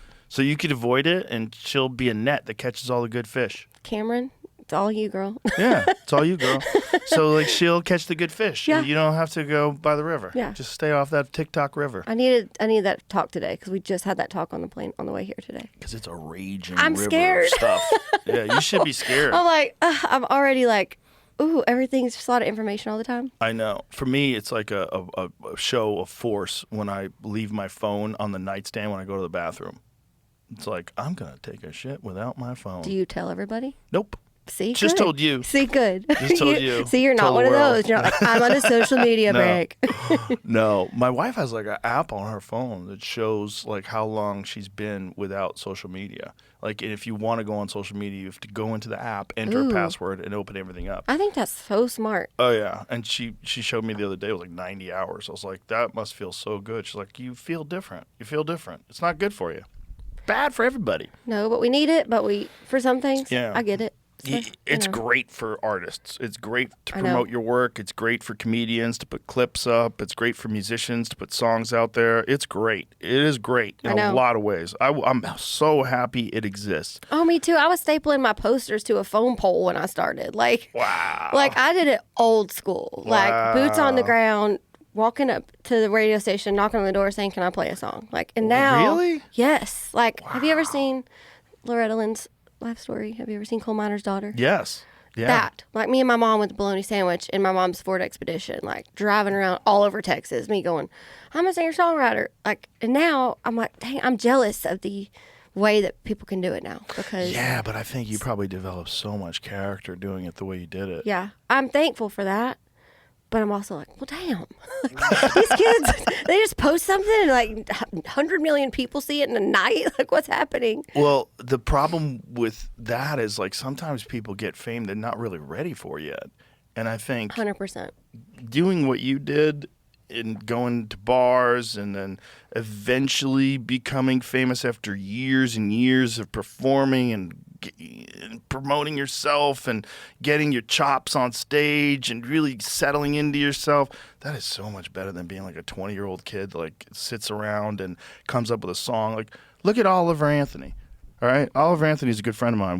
He was selling fucking farm equipment. He makes that Yeah. Rich Men North of Richmond song, Yep. and all of a sudden he's a giant superstar. And he's like, That's jolting. Dude, I had a phone call with him while it was going down. You know, Was he just like help? Like, I mean, that's crazy. Yeah, he's like, these It was people are crazy. offering me money. I go, don't take any money from anybody. Do not sign with anybody. I go, you don't need anybody. You already did it, right? You've got talent and you're already famous, right? You just Yeah. made a giant hit song. Don't give away any of you. Yes. Don't sell it. You know, he's like, well, they're telling me I got to strike while the iron's hot. I'm like, fuck those people. They don't know what they're talking about. You could do this again. You can Yeah. do this again and again and again. Yeah. And now that you already did it, it's going to be way easier the second time Yeah. because everybody's going to be waiting to see what you say next. Yeah, I know. And that's like, also, you can't learn. It's like you do the journey in reverse. Well, he did the Because, first like- show he ever did was a giant sold out. The first time he ever performed live, giant sold out show when he was already famous. It's so mind-boggling. I can't even like put it into words.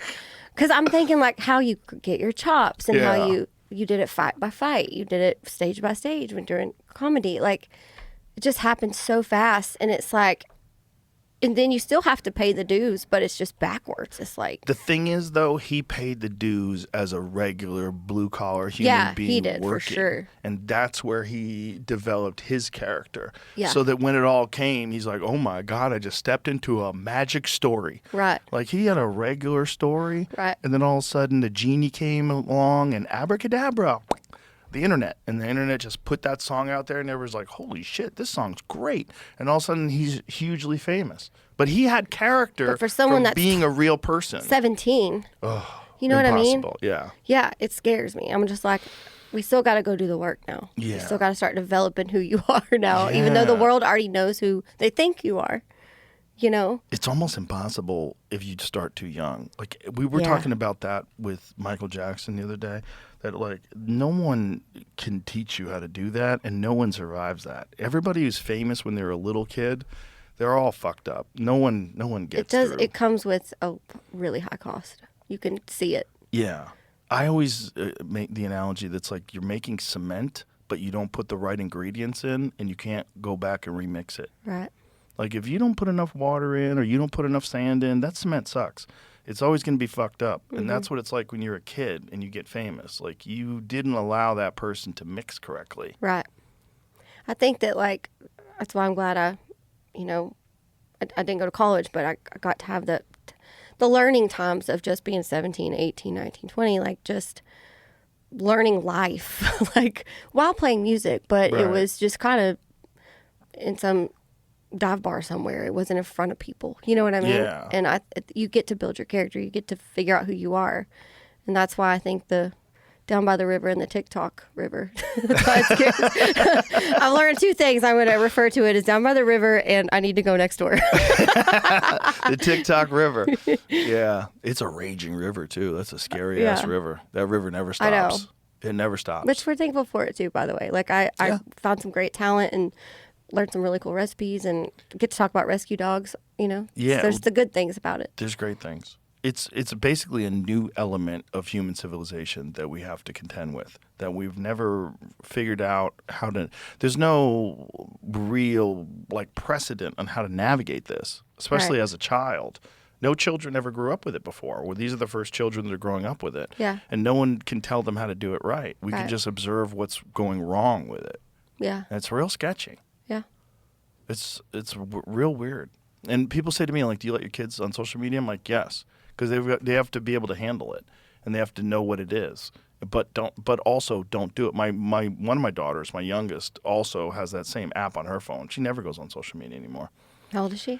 She's 15, so she stays off of it, and she'll watch YouTube. She'll watch YouTube videos and stuff like that. But like social media, she's like, it just doesn't. I don't like it. It's Okay. not good Well, that's for good. you, and it gets in the way of schoolwork, and it gets in the way of stuff she's doing. Yeah. So she stays off it. But she's just wise. If I was 15, I'd be fucked. I would have been fucked. I was so dumb. Oh, no. I don't believe that for a second. TikToking all day. I'd have been making all kinds of stupid videos, try to get attention. And that's also part of the problem, is that kids are doing things just to try to get attention rather than doing things because they really love an art form they're trying to get better at. Like if you make a great song and you're 17 years old and it goes viral, at least you're doing a thing, like you're doing an art thing. 100%. You're not just trying to get attention. And there's a lot of people out there that don't have a thing. They're just trying to get attention. If you ask young kids, like, what do you want to do when you grow older, when you grow up, a lot of them, like a giant percentage of them, just want to be famous. I was about to say that. Like, I saw that, whatever that study was, and I read about it, and it was like, but famous for what? Mm-hmm. Like, you just want to be famous? Mm-hmm. But what skill or what trade or what do you... Just famous. Why? Kim Kardashian. Why in the world? Like, that sounds awful.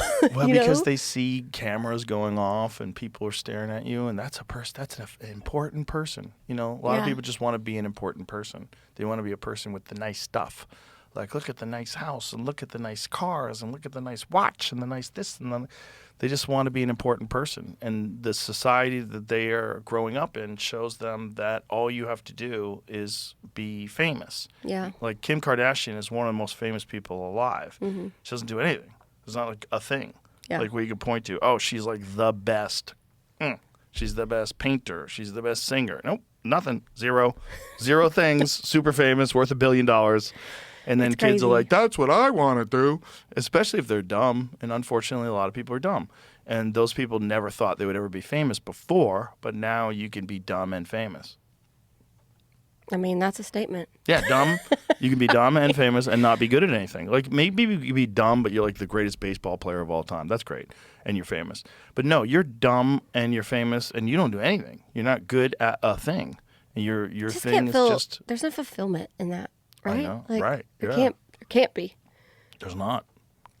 Even if you're not great at the thing, or a thing, or if you try a bunch of stuff and you kind of suck at all of it, but you are working on it, or whatever. There's fulfillment in that. There's like an accomplishment. Like, I paint folk chickens, and I'm terrible at it. You what? But just folk art chickens. I don't even know why. You I have paint no folk idea why, chickens? and What does they're that not mean? good at all. You make paintings I of just chickens? paint them on little canvases. What's a folk chicken? Well, I just call it folk art because it's bad. And when I look up folk art, I'm like, oh, I can do that. Like, some folk art's amazing, but I look up like folk art for beginners, and then I'll like get inspired. I'll be like, oh, I could I've do that. never heard that genre before. Look it up. It's anything and everything. Jamie, will you please look up folk Folk art? art. What is the definition of folk art? That kind of stuff. Oh, Like, just okay. kind of reflect the cultural life of a random. community associated with fields of folklore and cultural heritage. It's a 19th century concept. I don't know anything about it. I just am drawn to it because I think it's cute and fun. Do you have any of your stuff online? No. It's like in my backpack. I'm not going to show anybody. This is It's like I painted one for my mom because she has to hang it up. interesting. Still, like, Mom, she put it in her kitchen. I didn't no, know it's that was a... Show me some more of those images. I didn't know that was a genre. I had no idea But that it's was a like- thing. But I'm terrible at it, and I don't know anything about it, and I would like to learn. I want to take some, like, I look up, like, YouTube classes or whatever. So it's like, keep it on there. So it's like folk art not chicken. realistic. Folk art art chicken. chicken. Okay, there's a folk art chicken. Let's see. Look, they're so cute. Look how cute they are. Okay. Like that one, like that little chunky one in the middle, the black How and about white the one. whimsical red hen above your Yeah, cursor? see? That's, like, I'm only as good as, like, go back. That one. Yeah, that's about... See that one that says whimsical red hen right there above your cursor? Oh, she's cute. Above your cursor, Jane. Yeah. Yeah, click on See, that I one. could, like...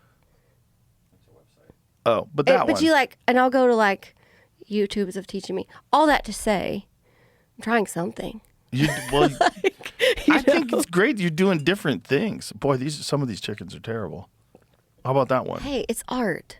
If You I saw cannot a speak ill of that. chicken like that, I was like, that chicken, that's a That's drone. what I look like, for That's real. a drone They're so bad. put in my yard by China. My husband is probably dying out there that I even brought this up. He's like, are you talking about your stupid folk art chickens? So I'll just be in there. He's like cooking, and I'm just like, I'm painting my chickens right now. Always chickens? I don't know why. I have no idea. It's easy. That's why. Fate. It's fate. You're designed to be the greatest folk art That's my chickens next song, Folk painter Art of Fate. all time. Folk art fate. Imagine if that's what it is. Like there's something compelling you to I tell the don't know. world about chicken folk art. I guess so. Here But we why go. Do you have chickens? Yeah, I do have chickens. I have chickens. I love chickens. Chickens are great, right? They're awesome. They're really cute. They're the ladies. I go in the The yard ladies. like, hi, That's ladies. what I call them. I say, Yeah. hey, ladies. I give them all the scraps. They love everything from the table, like any leftovers. It's funny to watch them, though, because they're, like, picky. Like, the other day, I thought they would eat, like, leftover breakfast casserole. Wouldn't touch it. Really? But they didn't eat the biscuits. Chickens don't like biscuits. Well, maybe they know the breakfast casserole is eggs. And they're like, Jesus Christ, this lady's fucking nuts. She's trying to turn us into cannibals. Ridiculous. But I didn't think Right? about that. Maybe it's like, Oh no, what have I done to my ladies? it might be like a natural reaction to them.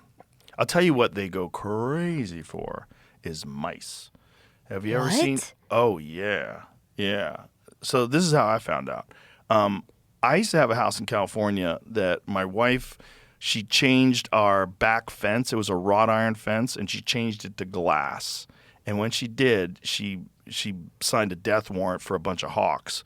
And they kept slamming into that fucking glass. And like 3 of them died in our yard. And one of them got KO'd but survived. And I was on the road, and she had told me about it. And they'd taken this hawk, and they had put it in a box.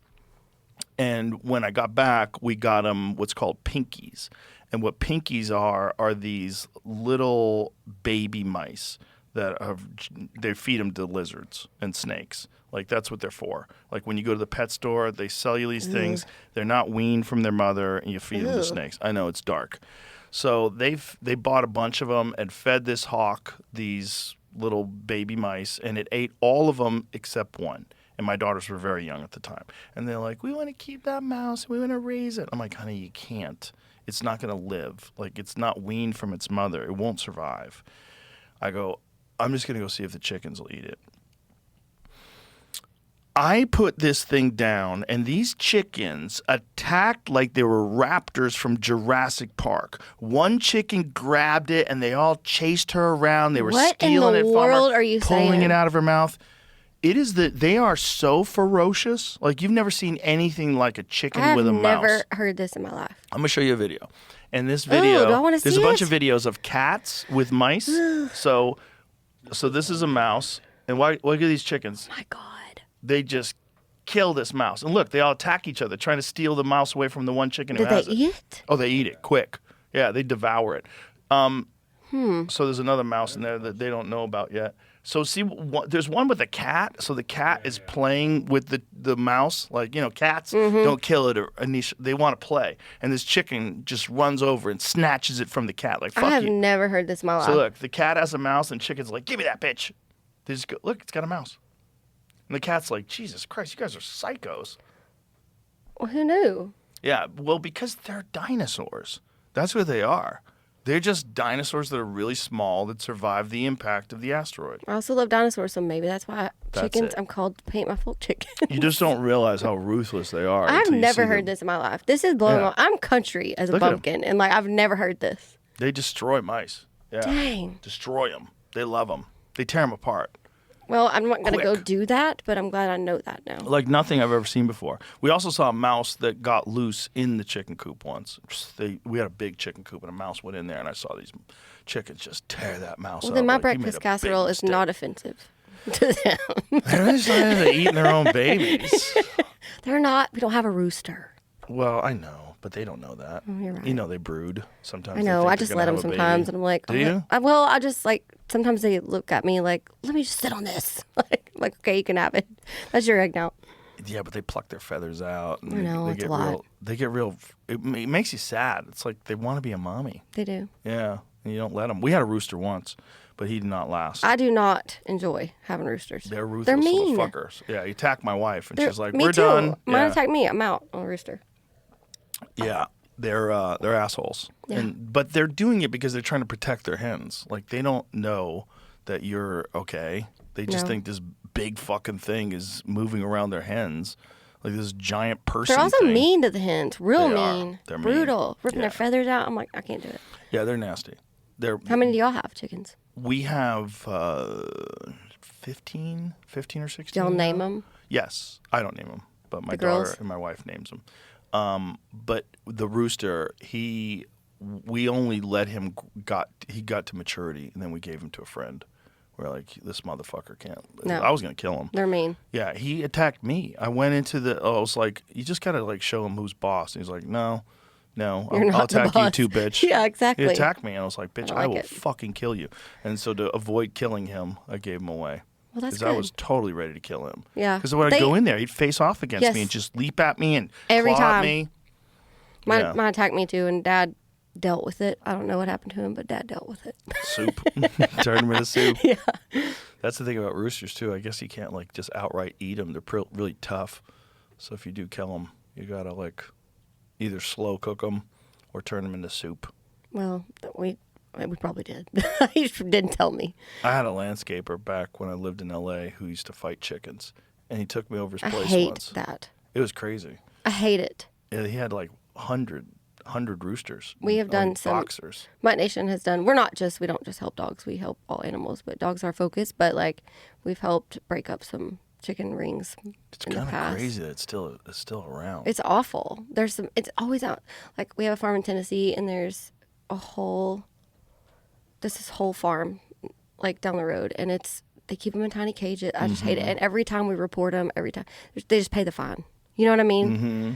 Well, it's a part of the culture. That's the problem, and they all gamble on it. I know. He was Mexican and from Mexico, and he had all these friends that lived in this neighborhood where he lived in. Like, you might as well have been in Mexico. It was crazy. Everything was in Spanish. And when I went over his place, it's like we went over his buddy's place. His buddy had like 100 cages in the backyard in a pit where they would take the awful. roosters. Yeah, and they put spurs on them. So It's they put so these, terrible. Like, I mean, knives on their claws.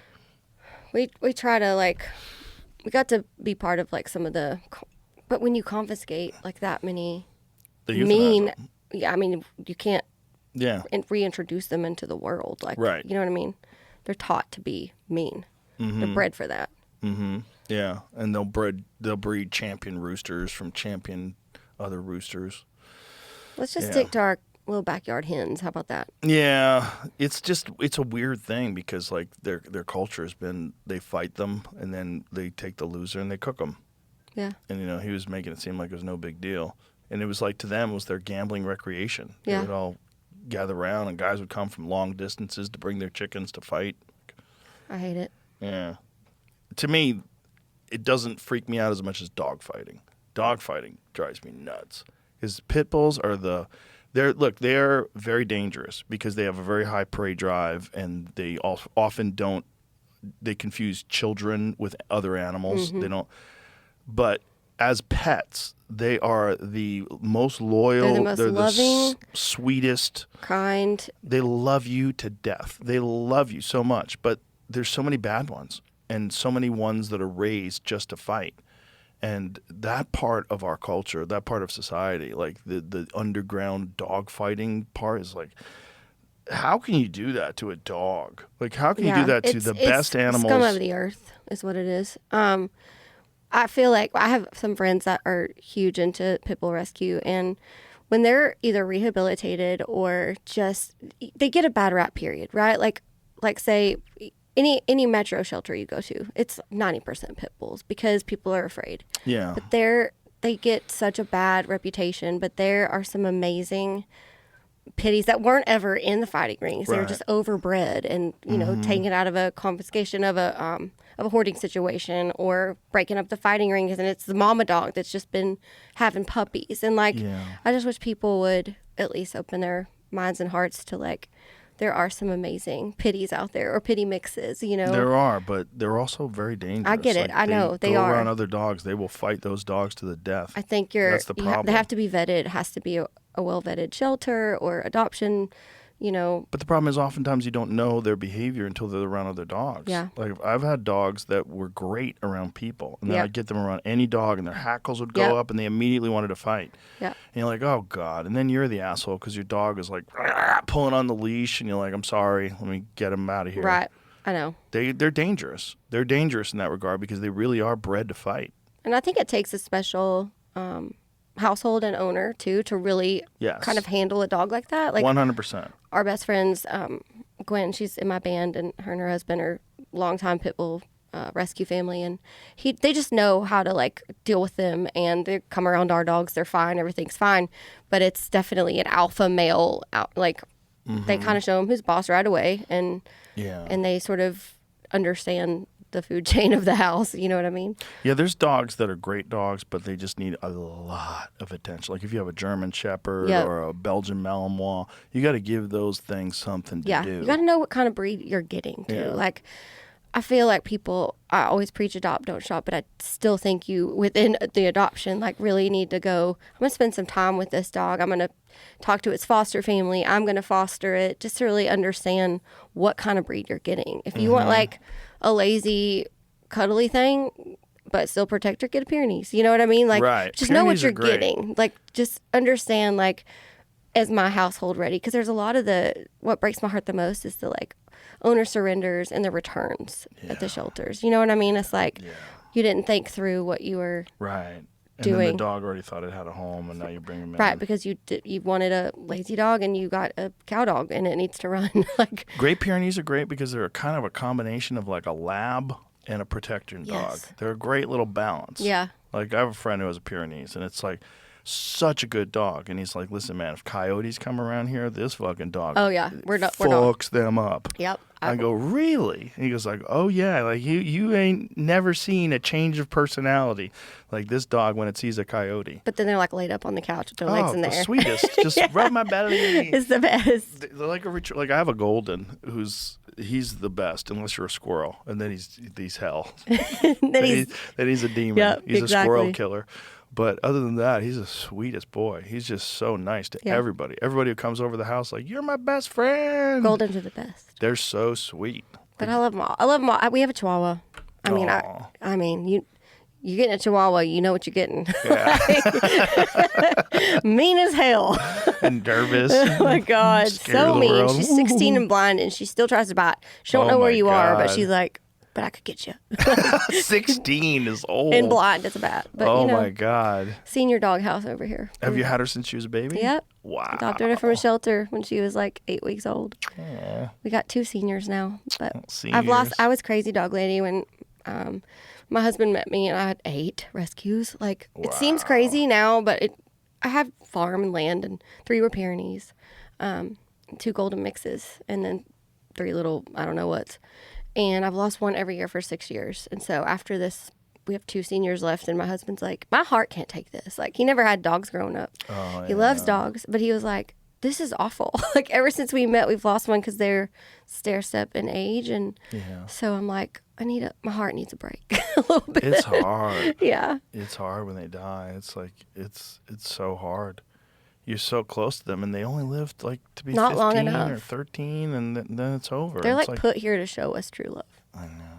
They really are. Meanwhile, they're not. Meanwhile, what they are is The Chihuahua like maybe we not. took wolves and turned them into bitches. That's what really would happen. Like I have a King Charles Spaniel. You know, one of those. Yeah. He's the sweetest. That's Is my it little Is that Charlie? That's Okay. Charlie. He is the sweetest. He's so cute. You pick him up, he just kisses your face. He's just so adorable. That was a wolf. At one time, someone took a wolf and turned that wolf into a bitch, and like, you're not enough of a bitch. Let me turn you into more of a bitch, and more floppy And now we have ears. Bernedoodles. Yeah. It's so weird what humans have done to dogs. I know. That we've created all these like totally helpless little tiny breeds. I know. It's weird. Shih Tzus and all these little tiny things. Pekingese. Yeah, these little. But they're weird all little- amazing, and there's plenty at the shelter that Yes. y'all should go check out. Look, they're amazing. I love them, but it is a weird thing that we've done. I know. Because they It all really is. used to be wolves at one point in time. Yeah. That's got to be the weirdest transformation of an animal by Yeah. human interaction is wolf yeah, to I mean, dog. I just wonder like the first one to do it. Like, Well, it's do we just- know? They think it was just like cavemen by the fire, and wolves would come around and they had killed Throw 'em a something, and bone. they'd throw them a bone. And the relationship became the wolves would let them know if intruders were coming. right. And then eventually they softened to the point where they could like sleep with these people. So they were like household animals, or at least stay around the house. And they trusted them to protect their children. And then, then they developed different breeds that were better at like herding sheep. Yeah. Like, because you got to think, like most wolves killed sheep. Yeah. So all of a sudden you could teach a dog to like make sure the sheep don't get killed by wolves, which is nuts. It's nuts. And it's incredible to watch. Yeah. And watching dogs, like bird dogs. Yeah. It's one of my favorite. And also, like, the canine units, they blow my mind. Like, the things these dogs can do and the stamina they have. And, you know. Well, I think the biggest freak dog that's ever been created is the Belgian Malinois. Oh, yeah. That is a fucking crazy It dog. is. When you see them run up walls and fly They're through the insane. air. But, like, that's one of the dogs you're like, you need to know what you're getting. Because Oh, yeah. you need, like, a dude that can run with this dog. All like, day. And you yeah. can't leave him alone. And you can't, like, hey, man, can you watch my dog? I'm going to be gone for a week. Like, nuh-uh. Don't fucking. Hard pass. That dog's coming with you, bitch. Exactly. You need to. That dog's watching you. Yeah, that dog needs activity. Yeah. Have you ever seen the video of the difference between the way a German Shepherd approaches an assailant versus a Belgian Malinois? No. So they do these drills where they have a bunch of chairs in a room. Yeah. And the German Shepherd runs around the chairs to try to get to the guy who's got the bite suit on. The Belgian Malinois goes over all the chairs, just like flies through the air, course it barely does. touching the chairs. Watch There this. it is. So here's the Shepherd. See how the Shepherd runs around? And he's like, I'm going to get you. I'm going to get you. And he finds you and he bites you. Watch the Belgian Malinois. As soon as they let him go, he's like, fuck these chairs. Right over them. That's incredible. They're just meat missiles. They're meat missiles. Yeah. Like, they're designed to go fuck things up. That's their task all day long. And they're crazy smart. They're really smart. It's intimidating. Like, oh, yeah. They look at you like a raptor in Jurassic Park. They're like checking you out. Like, Yeah. What are we doing? Am I killing you? Or are you just one of The my raptor. dad's That's friends? a perfect They're analogy. like looking right at you like this. You're like, oh. And you're like, can I pet it? Or Yeah. is he at work right now? He's working. Yeah. Yeah, I don't ever pet Malinois unless I know for sure. Yeah, 'Cause same. they're just, that's a working dog. It's a different thing, Same. you know? I mean, but it's also kind of crazy that they figured out a way to make a dog into that. Like, how do you can make a dog into my dog, which is like just a cuddle, but he just a cuddle bug. He just wants to lie down with you. Like today, we're watching TV. He just cuddles up. He's like got his head in my lap, and I'm petting him. yeah. And we're watching TV. He's You're like like, "That's so a wolf." happy. He used to be a wolf. The only one I think about in my house that used to be a wolf is my Chihuahua because she's the meanest. It's like, How ironic. That is a wolf. That's so funny. But it's just so crazy that they figured out a way to make a wolf into a thing that protects animals from wolves. Yeah. Nuts. I didn't think about it like that. I mean, some of them. Have you ever seen that? What is that shepherd dog? That crazy giant one from Russia? What is it? That enormous? What is it called? Not from Russia. It's like a mountain shepherd. It looks like a werewolf, and it's got really crazy thick hair because of the climate that it lives in. But it's like 200 pounds, like this enormous thing What is that it? protects. Caucasian Shepherd. That's it, Caucasian shepherd. It literally looks like a werewolf, that's like the werewolf that we have out front, the American werewolf in London. That's scary. That's what it looks like, and they just protect. Look at that, Oh, I've seen those. I just didn't know what they were called. crazy.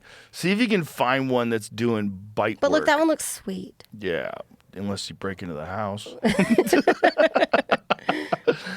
I mean, that thing's crazy. Google Caucasian shepherd training. Yeah, or bite. Yeah, it's right there. Oh, God. Like, That does look like the thing in the front. that's fake, but look at the side. That's one like pretending to.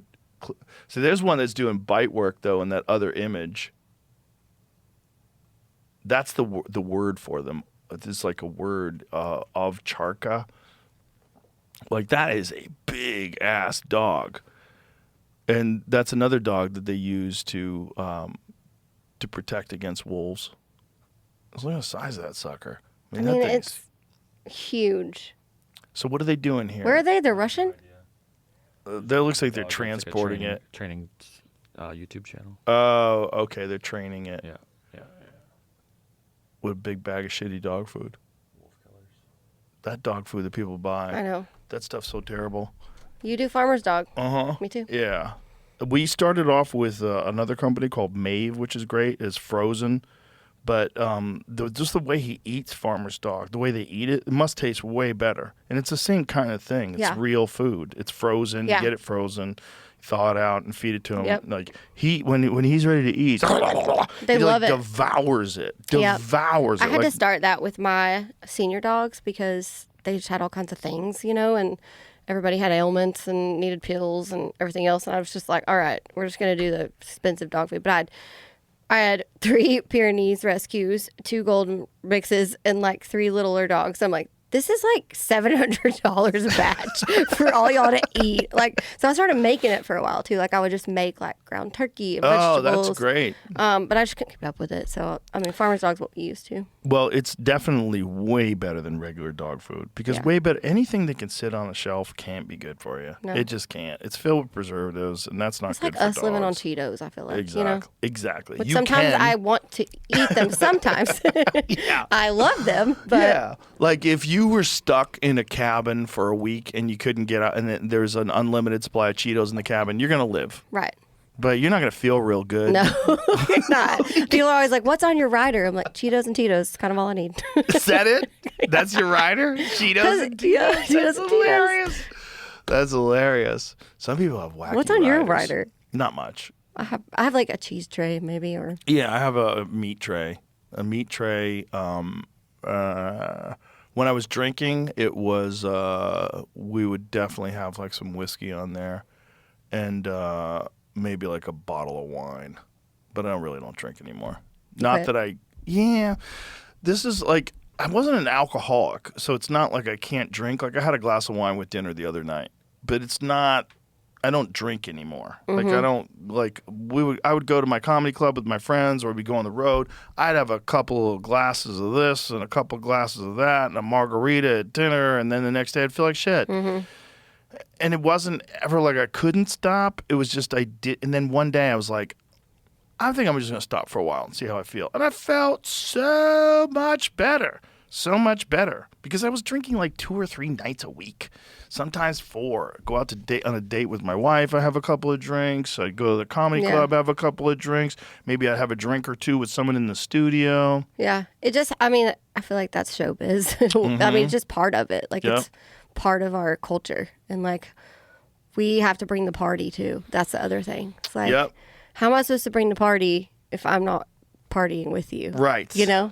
That's a problem. Yeah. Yeah, that's a problem. Especially in like the honky tonk days. Like I came up in like beer joints. I'm talking about like dive bars. You know what I mean? And Yep.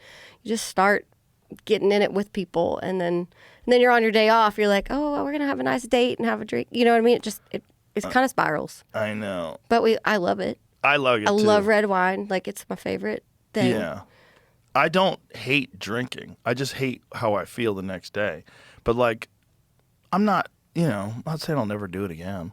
But for now, I'm not doing it anymore. But I'll still have a drink or two.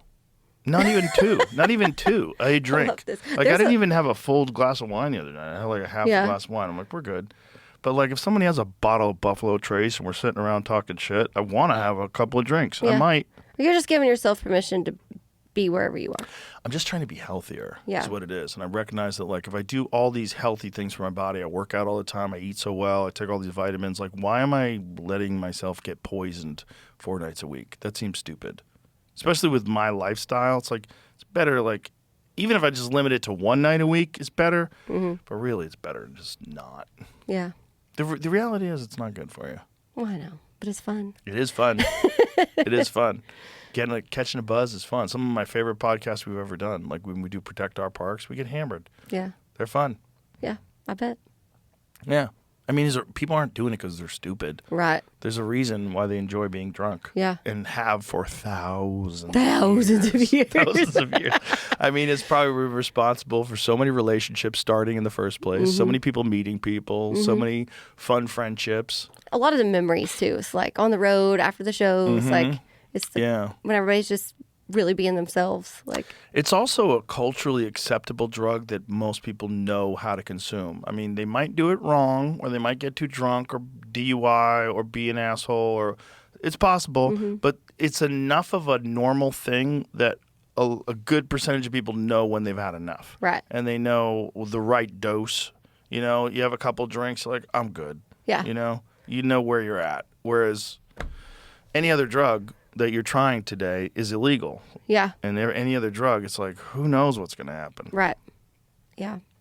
And if you want to go next door, like really next door, I'm going down the street yeah, you can go down the street with whiskey. with a margarita. Whiskey, you can go to another town. It's martinis. Like everybody knows. Like, do not drink more than 2 martinis. Are you an insane person? Like you can't. Everybody no one knows can do that? that. Everyone should know it. Like, I feel like that's what really. Do you know Bert Kreischer? That motherfucker can put some martinis down. Really? Like, Yeah.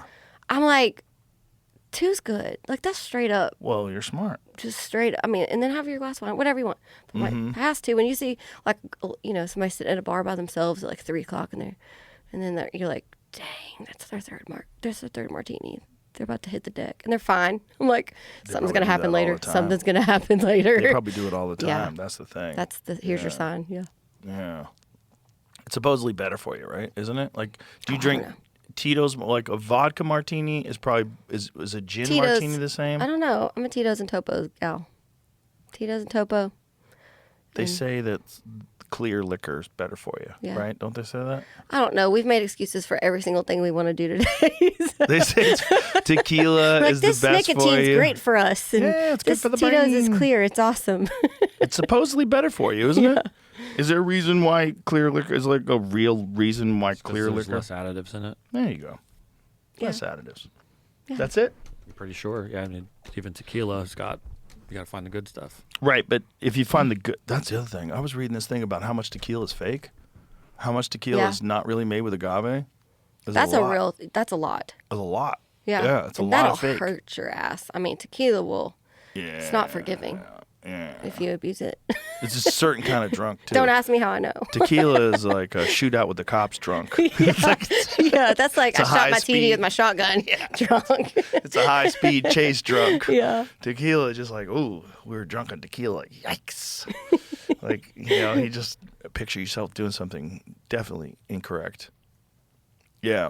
It's a funny thing that I guess it makes sense though that music and comedy in a lot of ways is connected to drinking. Because drinking like lowers inhibitions and it makes you want to sing along and it makes you want to dance and maybe you don't feel like you got the confidence to dance, but you get a couple shots. Fuck it, let's get on the dance floor. And it's this. Woo! It's like raise your Yeah. it's just that's like the it's just it's like a feeling. And Yep. you're part of the party and you're part of the song and you're part of the show and or whatever. Like what I just think especially I think music and comedy are the most as far as show business. Like you're not, that people just feel like that's something that they go there to do. Right. Well, there are two things that you have to go see live. You don't have to. I mean, you can just listen to music in your phone and all that stuff. But the reality is it's way better if you're there live. Yeah. Like going to see live music to me is like so inspirational because I don't have any skill at live music at all. I don't have any musical talent. I can't play any instruments. So it's just, I don't ever think like, I wonder why they did it that way. I see where they're going You can with just that. enjoy it. I could just be entertained. That's great. And I think music is a drug in and of itself because it does something to a great song does something very powerful to you. Yeah. Like it'll make you feel powerful emotions or powerful inspiration. Yeah. It's like it does something that nothing else does in a weird way. And it feels so good, like when you have a song that somebody comes up and says, that song changed my life. That song, I have one called House That Built Me that's like the one people come up to me the most and are like, that's my story. And I didn't write it. I'm like, but that's when I heard it. That's why I was like, this is my story too. And those are and like as a songwriter, when you write a song like that, that's the ultimate like reminder, like this is why I do that. Like, Yeah. it made somebody feel something. It made somebody get through something. It made somebody want to punch somebody. Whatever the emotion is, as long as it brings out emotion, we've done our job, right? Think of how many people you've done that to. How nuts that is. Like you've had It so is many hit nuts. songs. So you've had so many songs that resonated with people where they all felt that feeling when that song came on. Like, oh, this is my song. Yeah. This is my song. I have Turn it up. I have like a lot of the feisty. I mean, I'm a little calmer now, but it used to be quite the firecracker. Just pew, pew, pew, pew. I mean, there's a reason I have revolvers tattooed on my arm, and now I'm shooting them off horses. Like just a little like pistol personality, I guess. And so like my feisty songs, I mean, at every single show, pretty much every single show, there's a girl fight in the pit. Every single Really? one. Yeah, they just get riled up. Girl they get fights in your riled shows? up. I'm telling you, they just get. I mean, I wonder if you have more girl fights than other female singers. I don't know. I bet you do. If every single show you have a girl, Almost every show. I bet that's real odd. Have you talked to other female singers? Do they have Yeah, similar I stories? haven't asked how many girls about your show though. Yeah, you I should need to ask. You should totally I just think ask. it's like because it's like towards this part where it's like I call it my ramp up. It's like gunpowder and lead, little red wagon, mama's broken heart, and like they just start getting wound up. Yeah, they think about their ex. That Yeah, motherfucker. or he's there and they're fighting. Oh. Like it's just a lot. And he's there with And I another have a woman. front row seat to it. I'll stop if it gets real bad. I just stop and go, "Hey y'all, tone her down a little bit." Really, every show? Almost every show. That's really odd, Miranda. I know. I think that's odd. I think that that might be a very specific reaction that you have on people. Maybe now, and I'm pretty calm now. I'm like, it's all right. We got some ballots coming up. Everybody take a sip, take a seat. Y'all settle down. I think it's great.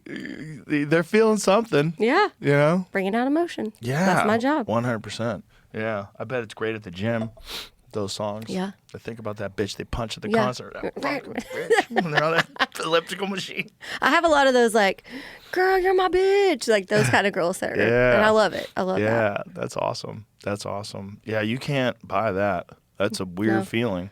It is. Yeah. You have to earn that feeling. You'll have to come to a show that's like one that I know for sure is going to be one of those. Like, I would love to. and I would love to. watch from the stage. I loved you at the McConaughey event. It was amazing. And that's such a cool event too. It's such a good event. And I love all those boys. And Jack and Jack Ingram's one of my heroes from back in the day. Like I started watching him when I was 15, and he had such charisma, and that's why I'd be like, I want to do that. You know? Oh, really? That's yeah, awesome. I've known him for a really long time. It's such a cool thing when you're going to an event like that and it's for a great cause. So everybody's like super positive about why Mm-hmm. they're there. It's not just to have fun. It's also, it does like such an amazing service for people. It does, and they do such a good job with that show. They It's do. put together so well. You know who blew me away at that show too? Is Lucas. Yeah, he's great. Whoa! I love him. He is great. When people are like, oh, it's Willie Nelson's son. I'm like, oh, okay, that'll be cool. And then he started singing. I was like, holy shit. Like, this guy's fucking great. He's like, great. He's not just good. He's great. Great musician, and he's a great guy. Sweetheart. He's a sweetheart. Super sweetheart. Yeah. I've had the pleasure of getting to know him now. He's a really nice guy. love Like a him. genuine nice guy. But God, can he sing? He can. Like that dude's Especially got when he some does that soul pipes. stuff. When he Yeah. really leans into the more soul stuff, it just makes him shine. Like, Yeah. because it's just so different than what people would think it was going to be. Right. You know? Right. And his pipes. Yeah. Woo! When the notes he hits, I was like, God! And when he goes for it, he like sings with his body, like his whole body, like you know he's Yeah. going for it. And I Yeah. love it. Yeah. And he does this like, I don't know, it's going to hurt later in life, but he does this like back bend thing. Where he's on his knees, he's like bent all the way back playing a guitar solo. And I'm like, God, how does he do that? Is that adrenaline or what is that? Stretching. Yeah. It's just stretching. Yeah, I could probably do that like a decade ago. Not now. I bet you could. I'm not going to try. Well, Not on stage. Well, you must have core strength to be on that horse when you're shooting at things. Yeah. You know what helps with that stabilizing is yourself. Pilates. Oh, I'm sure. Like, I ride so much better when I'm doing, like, consistent Pilates. I did Pilates once with my wife. I was like, hard. oh, it It's is hard as shit. a lot harder. It's like yoga in a way that, like, people think, oh, yoga, you're just going and stretching. Like, no. Like, go do it. It's fucking hard. It's hard. It's hard. And Pilates is hard. I was like, oh, this is weird. This is using weird muscles. Yeah, like shaky ones. Mm-hmm. Like, Like, you're like, why am I shaking? yeah, like stabilizing muscles. Yeah. But it's like a really good thing to balance out other stuff. Yeah. You know, but that would definitely improve your core strength and allow you to be able to. When I first started riding, I was like, I'm still not great. And I still have fear, you know, on a horse. Like, I'm just not super comfortable all the time, you know, when we're going fast. So I'm just learning to work up to that. But when I first started riding, I didn't start riding a horse ever till I was 30 years old. And I wish I'd started at 4 when I was fearless. You know what I mean? Like, Right. but starting at 30, like getting on this giant animal and you don't know what you're doing. And my trainer at the time was like, you need to do Pilates. And so I started Pilates and it really helped me. Like, it helped me like stabilize myself a little more. That's interesting. Your trainer told you to do Pilates Yeah. to help horse riding. She was training my horses and teaching me how to ride. And she was like, you do not have core strength at all. You need to go do Pilates. That's interesting that you would choose that. Huh. I guess that makes sense. But I would think that there's other stuff you could do too, like those. You ever see what a Bosu ball is? You know what Oh, those yeah. things are? Mhm. Like standing on that ball with a flat bottom Yeah. to it, where you like balancing. Yes, and they have this. It's like this saddle you sit on, and it's for that. Like in it, it's like real. It's almost like one of those balls, but it's a saddle you sit on, like if you were sitting on a yoga ball, but it's a saddle. And it like my shooting coach Kenda, my friend Kenda, she'll tell me, get your gun belt on and get your guns out and sit on your. Is that the yoga ball, the big one, the big workout ball? Sit on that and shoot off that.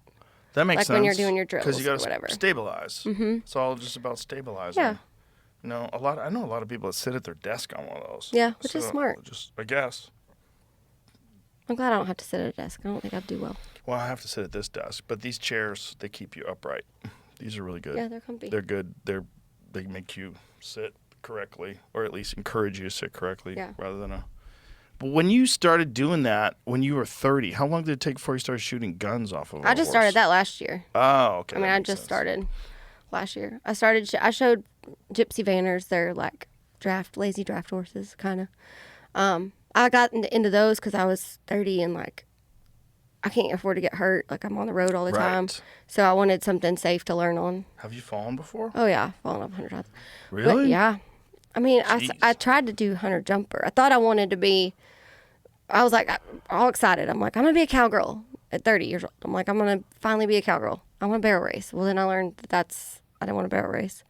Which kind of the guns, it's patterns and it's going faster on. You have to go around a barrel, so kind of back to that. But this old cowboy trainer where I got my first horse, he was like, "You need to go take English lessons because you need your fundamentals because you're not just going to get in a Western saddle and act like you know what you're doing. Go take lessons because English is so proper." What is English lesson? English and like it's like the hunter jumpers, like and dressage. It's like the very proper. English riding teaches you the fundamentals. Look, I'm sitting up straighter talking about it. To where Western is a lot more loose, and so it just taught me a lot taking English lessons. But I thought I'd do hunter jumper, which is like jumping over the poles. Right.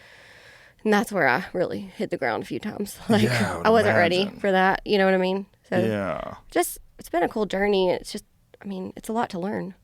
It's a lot to learn. I'm imagining it's also like rough on the body too. Yeah. Yeah, it is. That's why I'm like, give me your safe as my horse. He is super safe. I want to learn really badly and I want to grow and be better, but I don't want to do it at a certain cost. Like, do you enter competitions or anything? I showed my Vanners for 10 years. What does that mean? I just went to horse shows and like, we were like, You said some words I don't understand. Gypsy I showed my Vanners. my Vanners. That sounds dirty when you say it back like that. It does Like, what's a little. Vanner? Right. No, it's my Gypsy Vanners are the kind of horses I have. Oh, So I went and okay. showed them in competitions, like just English pleasure, Western pleasure, like just riding around the rail, and it's about your technique, and Oh, okay. it's not like jumping or. So when English, it's just about being in control of the horse. Yep, it's your and technique. Making the horse listen yeah, to you. yeah.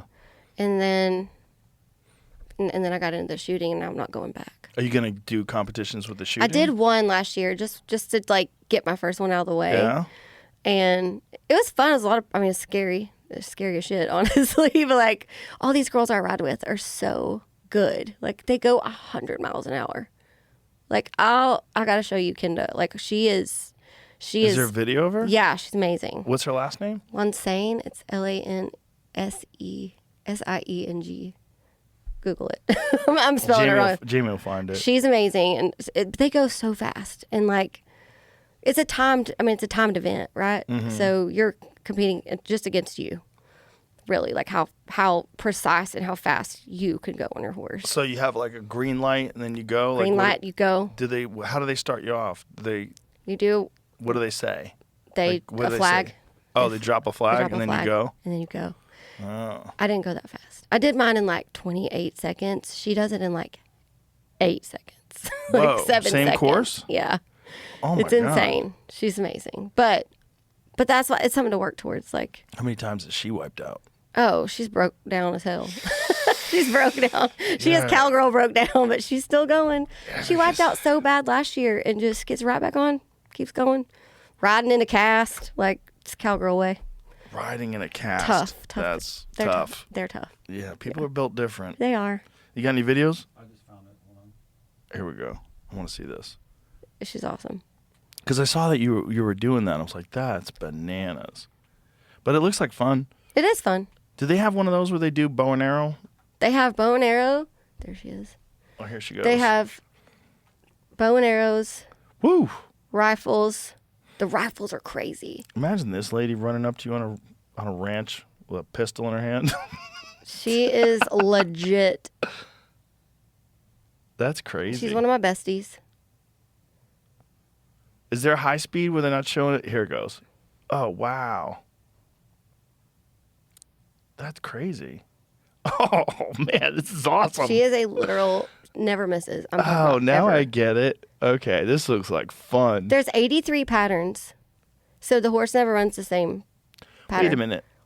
How is she shooting that many times? It's 5 shots and a gun change. So Oh, you have to change you your have gun? to change your gun. Yeah. So how many shots is it total in one of these rounds where you run? 10. 10. So okay, so you have 10 things. This is and like a 10 highlight reel, but yeah. 10 shots.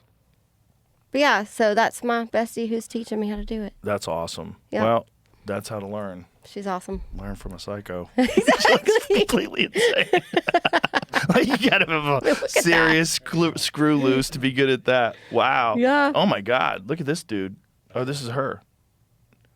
That's her and Charles. Wow. Oh, yeah. How about you, Kenda? 12 and 0, 7, 0. I don't know what those numbers mean, but it looks awesome. She It looks did- like fun. Yeah, it's really fun. And it's, I don't know. It's a very country thing to be involved Well, in. guess too. what? There you go. Guess what, Joe? I mean, it's perfect. It's perfect. we for talked you. about chickens. We talked about dogs. We talked about guns on horses. like archery, hunting. Fill in the blank. Tito's and Yeah, Cheetos. exactly. That's a very country activity because it's not just horse riding. It's horse riding with pistols. Yeah, I mean, come on. Yeah. I love it. It's funny that I didn't know that was such a big thing. See if there's one where they do it off with bows and arrows. I want to see that. It's crazy. That sounds. I haven't seen that in person, but the rifles, like Oh, rifles they do too. they do it with rifles, and you makes don't have sense. reins because you use 2 hands to shoot the rifle. So like Right. they're riding with their legs. Whoa. Right? Right, and the horse is crazy. making wild turns, so you have to Yeah. have crazy strength in your legs to keep That you in needs a place. lot of Pilates. Oh yeah. So you can find one where they're doing it bows and arrows. Because I know that that's how the Mongols did it. That's how the Comanches did it. They learned how to shoot while they were. They learned how to time the release of their arrow while the horse was in the air. Yeah. So that they had the least amount of disturbance. Something like that. Hold on. What is this one? Epic equestrian mounted archery. But is this a competition? I mean, I don't know that there's many of them. I don't know that there's. Oh yeah, so they have targets. Yeah, but this looks like a. British horseback archery. See, she's in a dressage saddle doing that. Yeah. Oh yeah, look at this. The guy's got the crazy Mongol hat on too. Oh, look at that. That's cool. Is Just that in your case. next hobby? No. I don't fuck with horses. It's This is just, a place. I in like them. Poland. I love them. I think they're awesome. I don't want to ride them. There you go. I There's mean, a whole I- thing for it. Oh, that's cool. Oh, that's like a pattern. Yeah, so very similar kind of deal. Terran Tactical for horses. Yeah, exactly. Terran Tactical's a tactical range in California. We're going. That's where Keanu Reeves learned how to shoot guns. I used to go there when I lived in California. You do like shooter ready, deet, Yeah. and you go through a tactical course. That's where we shoot out in Scottsdale. Is it's called Ben Avery Shooting Facility, and it's like all of that. It's anything that can be shot is shot there. Yeah. So Kenda had him build a rodeo arena so we could do our balloons. That would be the coolest thing to have on your property. Yeah. Have a tactical range right on your property. We could. This place is train huge, and and it's out there in the practice. desert, so like there's plenty of space to Right. do all the things. Well, that's what I was thinking about. The shooting pistols on the horses. Like, when did they figure out to not use bullets? Because like there had to be a Something time. happened. Something happened. And the horses wear earplugs too, which is great. They probably had to figure that out later Yep. in life too. Horses wear earplugs. But people when wear did they earplugs. figure out how many people got shot before they realized, hey, we probably shouldn't be using real bullets to shoot these balloons? Yeah, black powder might be a better call. Because you got all those people in the audience, and then you got someone on a horse. Yeah. It is. And she catches hell for it. People are like, you can't be. She's like, it's spectator safe. It's safe for the horses. Everybody wears earplugs. It's black powder. Who gets mad?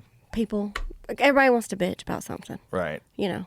But that's just how it's going. You would know more than anyone.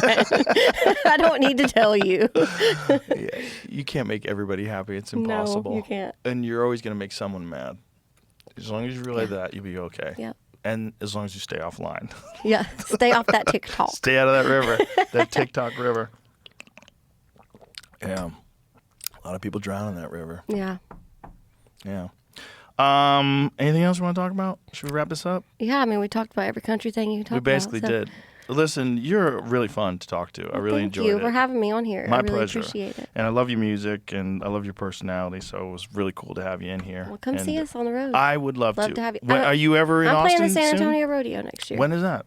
What time? February. February. Oh, okay. So like in a couple of months. Yeah. Okay. We'll try to make it down for that. Okay. Are you ever in Austin though? I You haven't ever... played in Austin in a long time. Really? I don't know why. I'm here all the time, and I don't know. I need to get that on the books. Okay. Well, I will I'll do come. it. I will Okay. definitely come. Well, thank you. Thank you. Thanks for having My me. pleasure. If anybody wants to go find you out on the river, In the river. social media, the river. I'm on all your social media platforms. You're on all that stuff? MirandaLambert.com. Okay. Beautiful. Thank you very much. Bye, everybody.